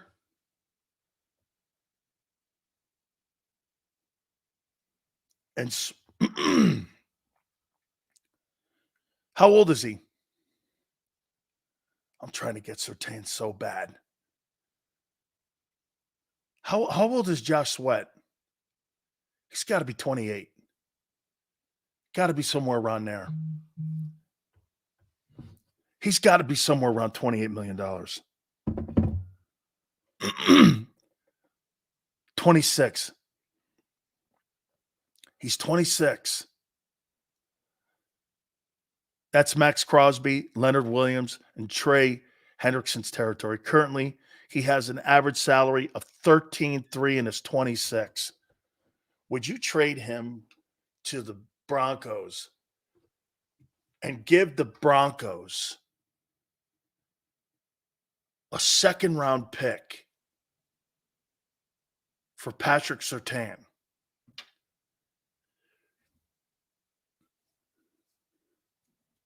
They want a 1 because they're going to cut Wilson. They'd want a 1. So I'm not giving up Sweat in a 1. I'm not doing it. I'm not giving 1 and Sweat up. I give Hassan Reddick in my first pick for Surtain. And you get to dump that salary and you can add that over. Whew. I like that. Trade Reddick, give him the 1, get Surtain. You get the rookie deal and you get the 5th-year option. And you make your team better immediately. And you got to count on Nolan Smith, Howie.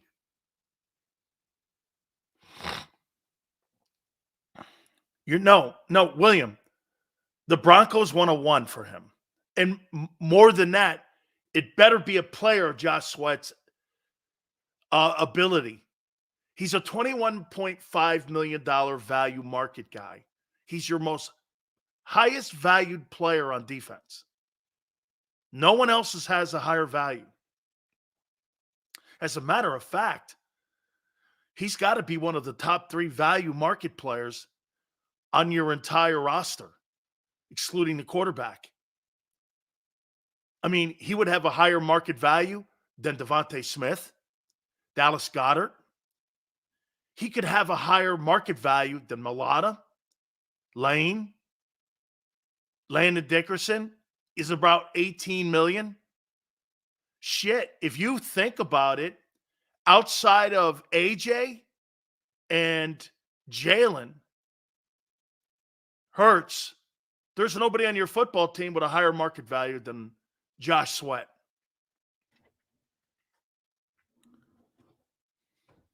That says a lot about the player who you guys say sucked. How can a guy suck and have almost $22 million in market value? Okay? How can he? Let's see here. No, but would you move and try Sweat on the other side and Reddick slide? I'm not saying Nolan Smith was a lousy selection. I'm not saying that. What about Bradbury and Sweat? No. William, the Broncos want a 1. They need a 1. Remember, they gave draft choices away for Russell Wilson, and they lost first-round picks. A pick to New Orleans for Peyton. Okay? And for Peyton. Okay? Currently, Hassan Reddick has the largest cap hit for the Eagles at 21.3. Moving Reddick and a first for Surtain clears that off the cap instantly. Now we're talking here. Look at Tone here, man. He's using his calculator. That's exactly correct. That's how you do this. You guys, some of you don't get it. That's exactly how you do this here. You're looking to get better right now. And the only way you get better is moving the money and the player and the value of the player. And this was one of the things that made New England so great. The thing that made New England so great, they moved players when they had value still. Not moving players like Jalen Reagor, who had no value. Or an Andre Dillard, who you got nothing for. The next closest cap hit is Lane with 16-1. Reddick has to get moved while he has value. I completely agree. Personally, I don't think that that's the kind of football player that Vic Fangio is going to want to coach. He's one-dimensional. You can't drop him in coverage. He's not a prototypical stand-up, put your hand in the dirt kind of defensive end. Okay? I like a Reddick and a 1 for Surtain. And let's find out what we really have in Nolan Smith. Sorry, but we need to – how about this too, Denny? Not only that, Denny, but I would draft another edge in the second round. Okay? I would give him Reddick, give him the first, give me Surtain. And here's your secondary. Okay?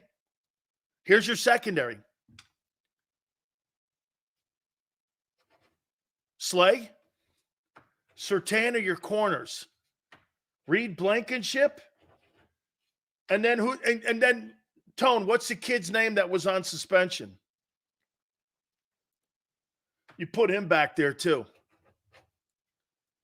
And there's your 4. There's your entire secondary. And you're upgraded immediately. And you're roughly between 10 and 12 when it comes to your pass defense. Dude, that's a good-looking group. That's a great-looking group.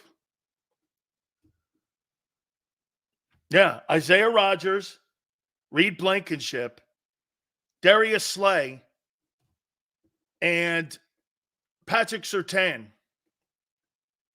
How would you like to do this, Tone? Here's your secondary compared to what you just came out of. Put Isaac Rodgers in that slot. Reed, Slay, Surtain in your back 4.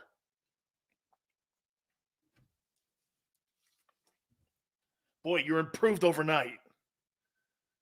Then you can move to your linebacker.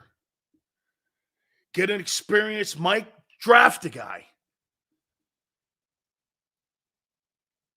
You moved off the money with Reddick, sign an edge guy. Now, look, I think the edge guys don't really bring a lot of value to me. There's a lot of older guys, and there's a lot of guys that are high-end money.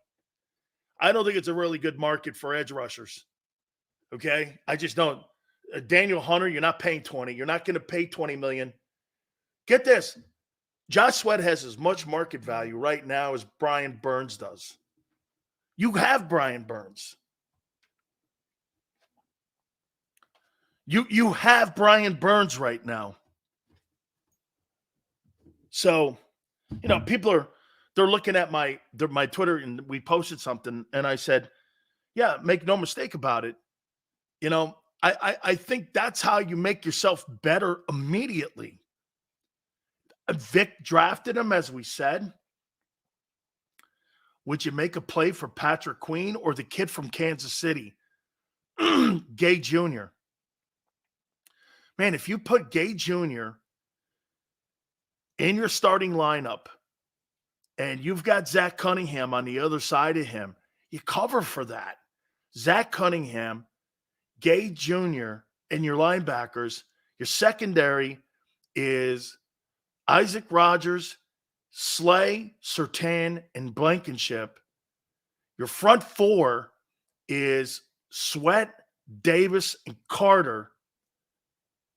You're going to have to replace an end over there because Brandon Graham is out.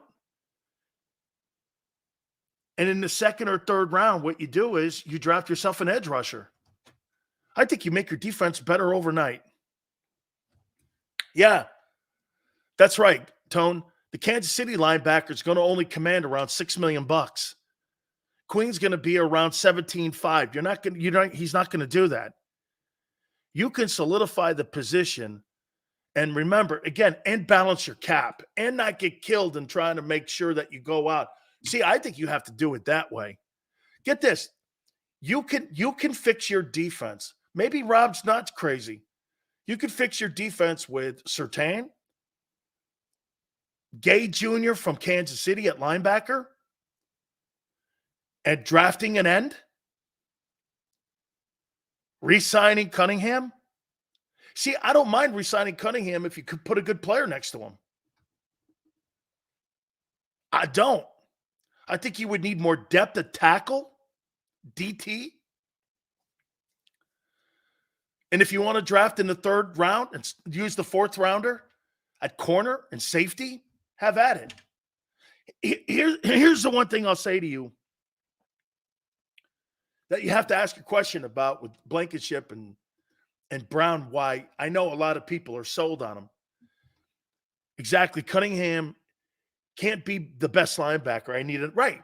Cunningham has to be the second best linebacker because he's basically the second or third. You can't do this at the end of the year. Hey, I think Zach Cunningham had a good year. And your pass defense was 28th. That you can't sell that. You can't sell that. You can make your defense better immediately. And this is what you have to ask yourself with Blankenship and Sidney Brown. How many people think Sidney Brown and Blankenship have a future with the Eagles? How many people think you have a future? Hollywood goes, Dan, do you have Bledsoe National Scouting access? I do. I do. Tone says Sidney Brown, yes. Reed, I'm unsure. MG says Brown, yes. Blankenship, no. Okay. Sidney to be determined. Matt, I like your take. Here's where I am. Blankenship and Brown, will they be healthy enough and stay healthy for me to count on?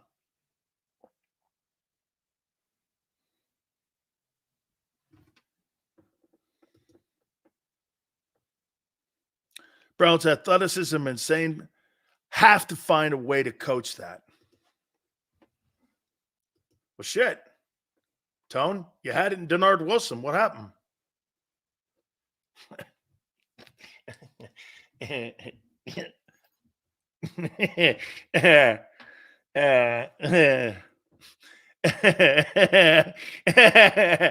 You're breaking your heart. I think more balls. Right? Okay. Okay. Yeah, you know, Hollywood, that Bledsoe, I have access to Bledsoe. My friends give me a code for Bledsoe every year. And so I check out what the end. So people know. Hey, Hollywood.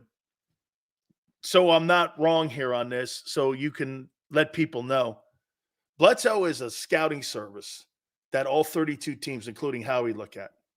I look at the same information that Howie Roseman looks at. Do you understand that? I can't post it publicly because my access would be denied. All of that is internal NFL stuff.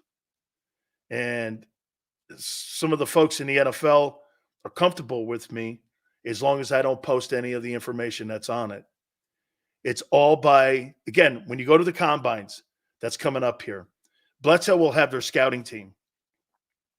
And what they do is they put the top 300 talented kids that are invited to Indianapolis every year. And what they'll do is they'll start ranking kids. This kid does this. He's a good corner. He's a 5th ranked corner. Now, it's not set in stone, but what they'll do is they have about 35 scouts that write reports on these guys. And then what they do is they hand them to the 32. Actually, I'll take that back. 31, because the Raiders are the only people that don't subscribe to it. The Raiders are the only people that don't subscribe to the Bledsoe scouting service. It's the leagues, they own it. So the Raiders don't subscribe to it. And I think that goes back to the Elway deal when the Raiders had a deal for John Elway, and Al said he would never in a million years ever be involved in anything in college scouting with the NFL ever again. I think it goes back that far, like to 83, that the Raiders have not been involved with it. Okay? And what it is that all teams, including your team, Chris, the Eagles, use it. And what their scouts will do, they'll send their scouts to the players because there's about 5,000 kids that are eligible to be drafted. And what the Eagles will do, they'll take a look at top 100 guys. And what they'll do is they'll put a scout board together. And they'll put a scout board together and they'll look at who are the best corners, who are the best edge, who are the best centers. And then they'll determine in their own ranking who the better guy is. Bledsoe's just a sample size of what they see. Then the NFL teams, well, that's why you see a guy go like this. Like what's the guy's name from ESPN? He's on that service too, because I see his name. All our emails are on that. What's the guy's name that is on that does that stuff all the time for the scouting and for the draft every year? And what it is you look at it, and sometimes you see guys and you get surprised in the draft because you know why? If you go by Bledsoe's draft, they put out Mel Kiper. That's it. Thank you, guys. They put out 30. They'll put out the top 32 first rounders. And you'll look at it, Bledsoe will be completely different than how the draft will turn out because other teams will put a guy higher and go, that guy we think is better. And so they'll take him. So it's not set in stone. It's just a benchmark for you to look at what certain guys do. That's what the service is. And I look at that and I see who people are looking at because what you get is there's little stars on it on teams. You can see the teams. Do you want me to? No, I don't think I can tell you that. I don't think I could say what teams look at certain players because that's something that I think would be behind the scenes because what they have is they have these green dots, green, red, yellow. And what they do is you can see when teams are looking at a particular player. And what it does, it moves that guy up and he's trending up. They'll slot him in to like the 8th pick. And so, or if a guy's moving down, that's why you hear a guy sliding in a draft. He's sliding on Bledsoe. He'll go from 8 to 14. And so that thing is a constant, it's like a stock market. Okay? It looks like a stock market. Stock goes up. Like I'll tell you this about Jordan Davis. Let's use him. Jordan Davis is around 25. After the combines, he went from 25 to 10. Then it started going, he only had 9 sacks at Georgia. Yeah, he only had 20 tackles in the season. He's not real productive. He's a hell of an athlete. Slides into 13. Eagles took him. That's how that works. Players are going to go up and down, like I said, like the stock market. Yeah, and it really is pretty. And I check it daily. Like, who do you guys think the top draft pick is right now? Who do you guys think the top draft pick is in the NFL draft right now?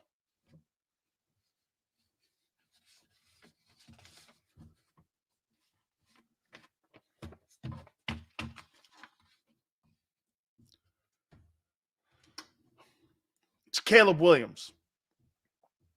You know who the guy is closing in on? Marvin Harrison Jr. Marvin Harrison Jr. is getting a lot of play, and he's really moving up. And the team with the first pick in the draft has got to decide what they're going to do. And if I'm not mistaken, I believe that's Chicago. Right? It's Chicago that has the first pick in the draft. Is Chicago going to draft Marvin Harrison Jr.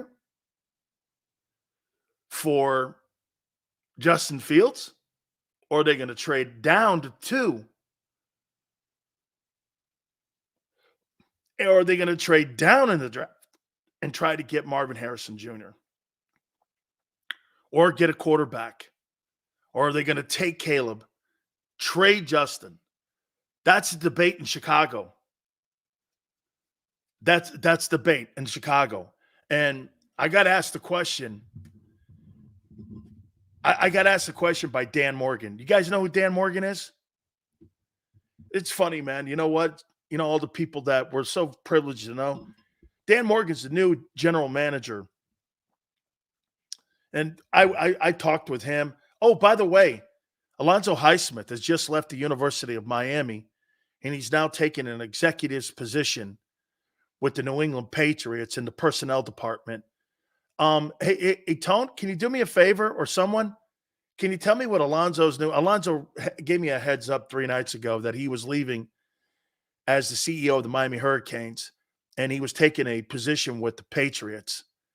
And Alonzo gave me a heads up because he and I talk about NFL drafting, and I think, if I'm not mistaken, he's now an executive with the Patriots in their front office. And Alonzo, and I posted a picture of me and Alonzo when we played at Miami together.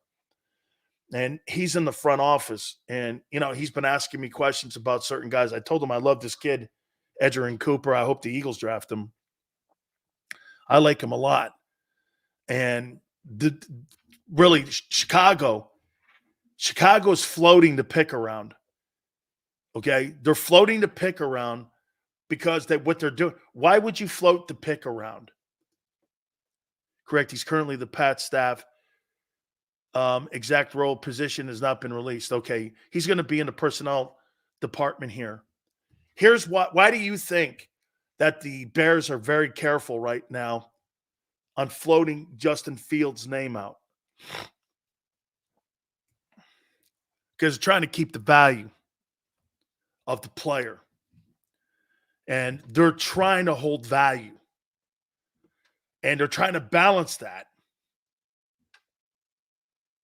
Reports state he's a personnel executive. Yeah, I think he's going to be head of pro scouting or college scouting. I think he's going to be head of college scouting. He was hired yesterday. Yeah, he told me 2 nights ago. He goes, "Hey, I'm leaving Miami." And I go, ugh.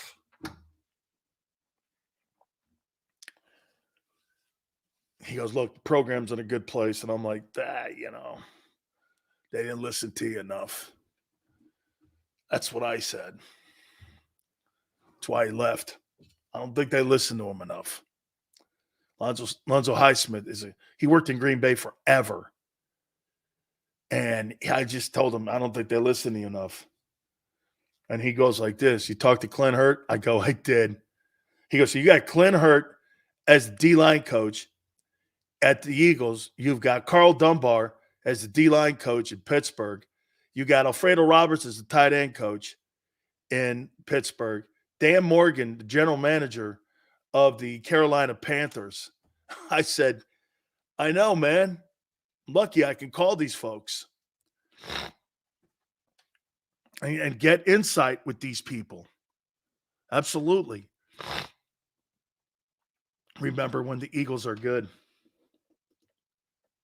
Shit sales. All these guys you mentioned should be rebuilt. Oh, see, I was a dick a couple minutes ago to Tone with Denard Wilson.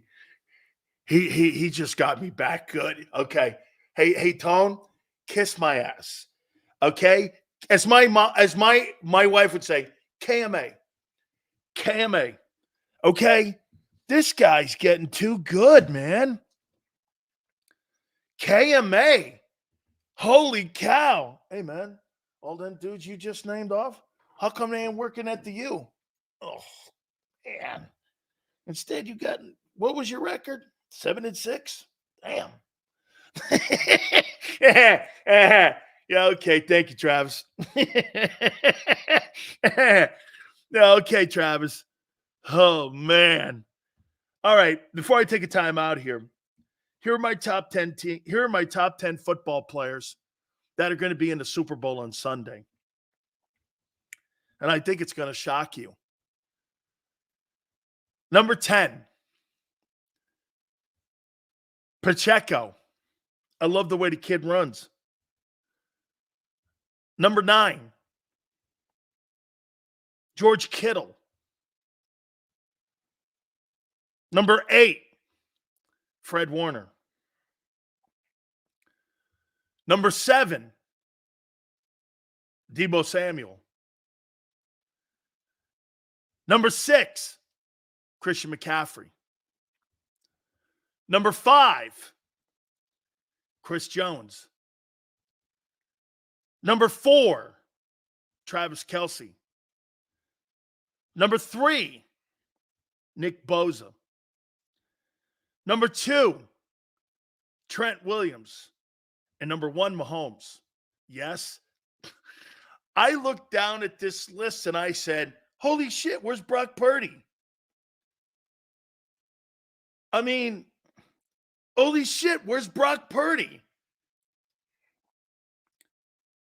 I mean, how many Kansas City guys? 1, 2, 3, 4.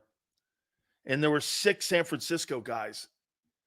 I swear to you, I looked down and I went, wait a minute. Mahomes 1, Trent Williams 2, Bosa 3, Kelce 4, Chris Jones 5, McCaffrey 6, Deebo 7, Fred Warner 8, Kittle 9, and Pacheco 10. Hell, you could put Greenlaw there if you want. Or Ayuk. Where's Purdy? Right? I'm like, holy, I swear to you, man. I was like, where's Brock Purdy? You think Brock Purdy's 11 or 12? Damn. I'm saying, well, who's it based on? Impact, skills, or talent? I guess I'm looking at talent here. Like, who's the best? I mean, like this. It's Pacheco. He's an important part of Kansas City's offense, isn't he? Like, Kittle is, I think this goes back to the conversation that we have all the time about Brock Purdy. Where would you rank him in his own huddle? David Woodley, that's a pull. That's a pull, my friend. Okay? Man, I didn't have I'm like, where the hell is Word of Brock Purdy. Crazy. All right. Hit the like button. Keep it here on the National Football Show.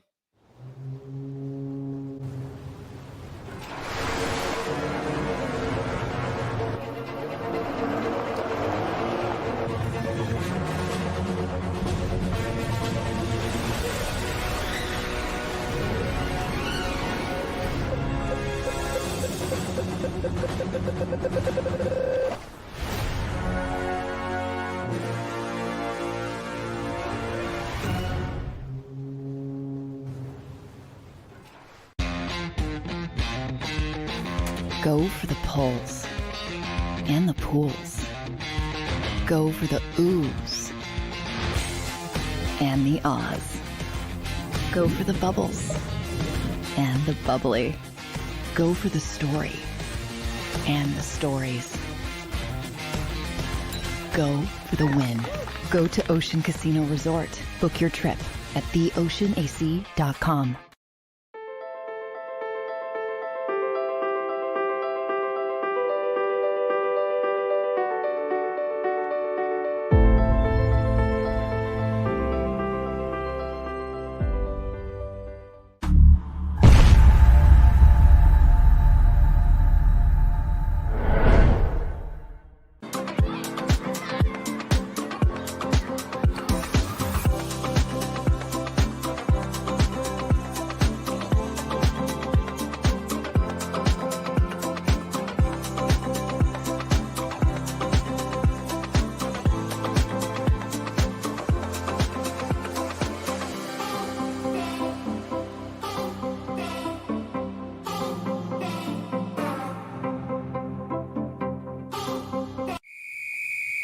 Underdog Fantasy has a way for you to play alongside your favorite football team all season long with their fantasy pick'em game.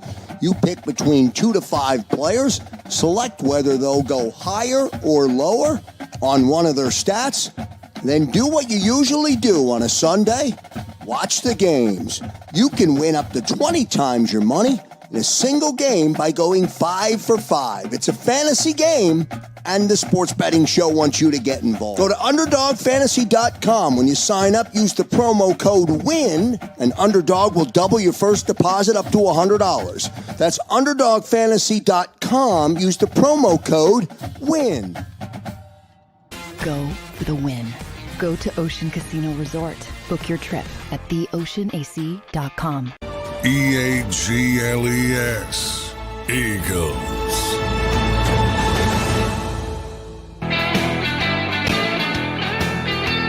Big Silver. Please hit the like button. By the way, a lot of people on my Twitter page at Dan Sileo Show saying this won't happen when it comes to the Patrick Surtain trade. I say this to you.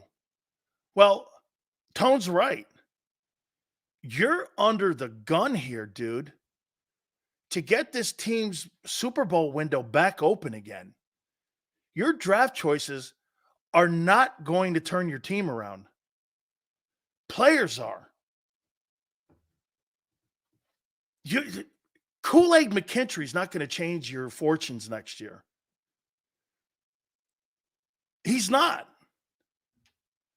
Patrick Surtain is going to. He validates your entire secondary when he gets on the airplane to come to Philly. Kool-Aid McKinstry, let's see how he looks in 2 years, 3 years. Shit, you can't even give me a fair diagnosis on Nolan Smith, Jordan Davis, or Jalen Carter. Think about that for a minute. You can't give me an honest evaluation on Jordan Davis, Nolan Smith, Jalen Carter, Keely Ringo, Sidney Brown, and you want me to believe that you're going to draft a corner and he's going to have instant impact when you haven't had instant impact on defense from any rookie except for Jalen Carter? Come on, man. You sound stupid when you say that. Okay.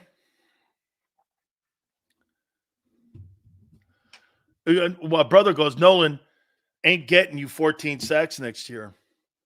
Yeah, what's 12? What did 12 sacks get you? The 27th Worst pass defense in the league. Congratulations. No one else got home. The problem is fans are under the assumption that Hurts will be here for a second contract. That's not a given, as Tone is saying here. Can't assume that. The time is now. The Eagles are under tremendous pressure to win big in the next 4-year window with Hurts and that deal while the cap hits are low and manageable. That's why it's been built in that way. What kind of food you going to have for the Super Bowl, Sills? Purdy wings. I like that. Look at you guys, man, the way you still picking on that poor guy. See, your draft choices ain't going to turn it around for you. They're just not. They're going to turn it around for you, man. Players are. The kid, like I said, you get the kid, Gay Jr. from Kansas City. I don't know if they'll let him walk out the building. You put him there, you get Cunningham, you get Surtain, you sign an edge rusher, you draft a couple guys, and you draft for depth. See, Howie needs to draft for depth, not starters on defense, because he can't do it. Let him, you know what? He's better in the later rounds anyway. That's what his philosophy should be. Hey, man, I'm not very good on defense. And until he passes that baton, he's not going to be very good on defense. All right. Appreciate you guys today. You guys were sensational. I want to thank you very much for coming aboard today. You guys were great. Xander, Big Joe, we appreciate it. Tone's very sneaky. He's becoming very sneaky now. I threw a shot at him earlier. We just got to coach him up. Well, you had the guy. Come on, man. I named Dan Morgan. I named Alonzo Highsmith. All these guys. He goes, well, shit, dude. How come they ain't at Miami helping build that bitch? Touche. I say it with love. Touche. Tone, way to go, brother. I love you, man, very much. 2 to 6 tomorrow, and we shall see you on the flip side.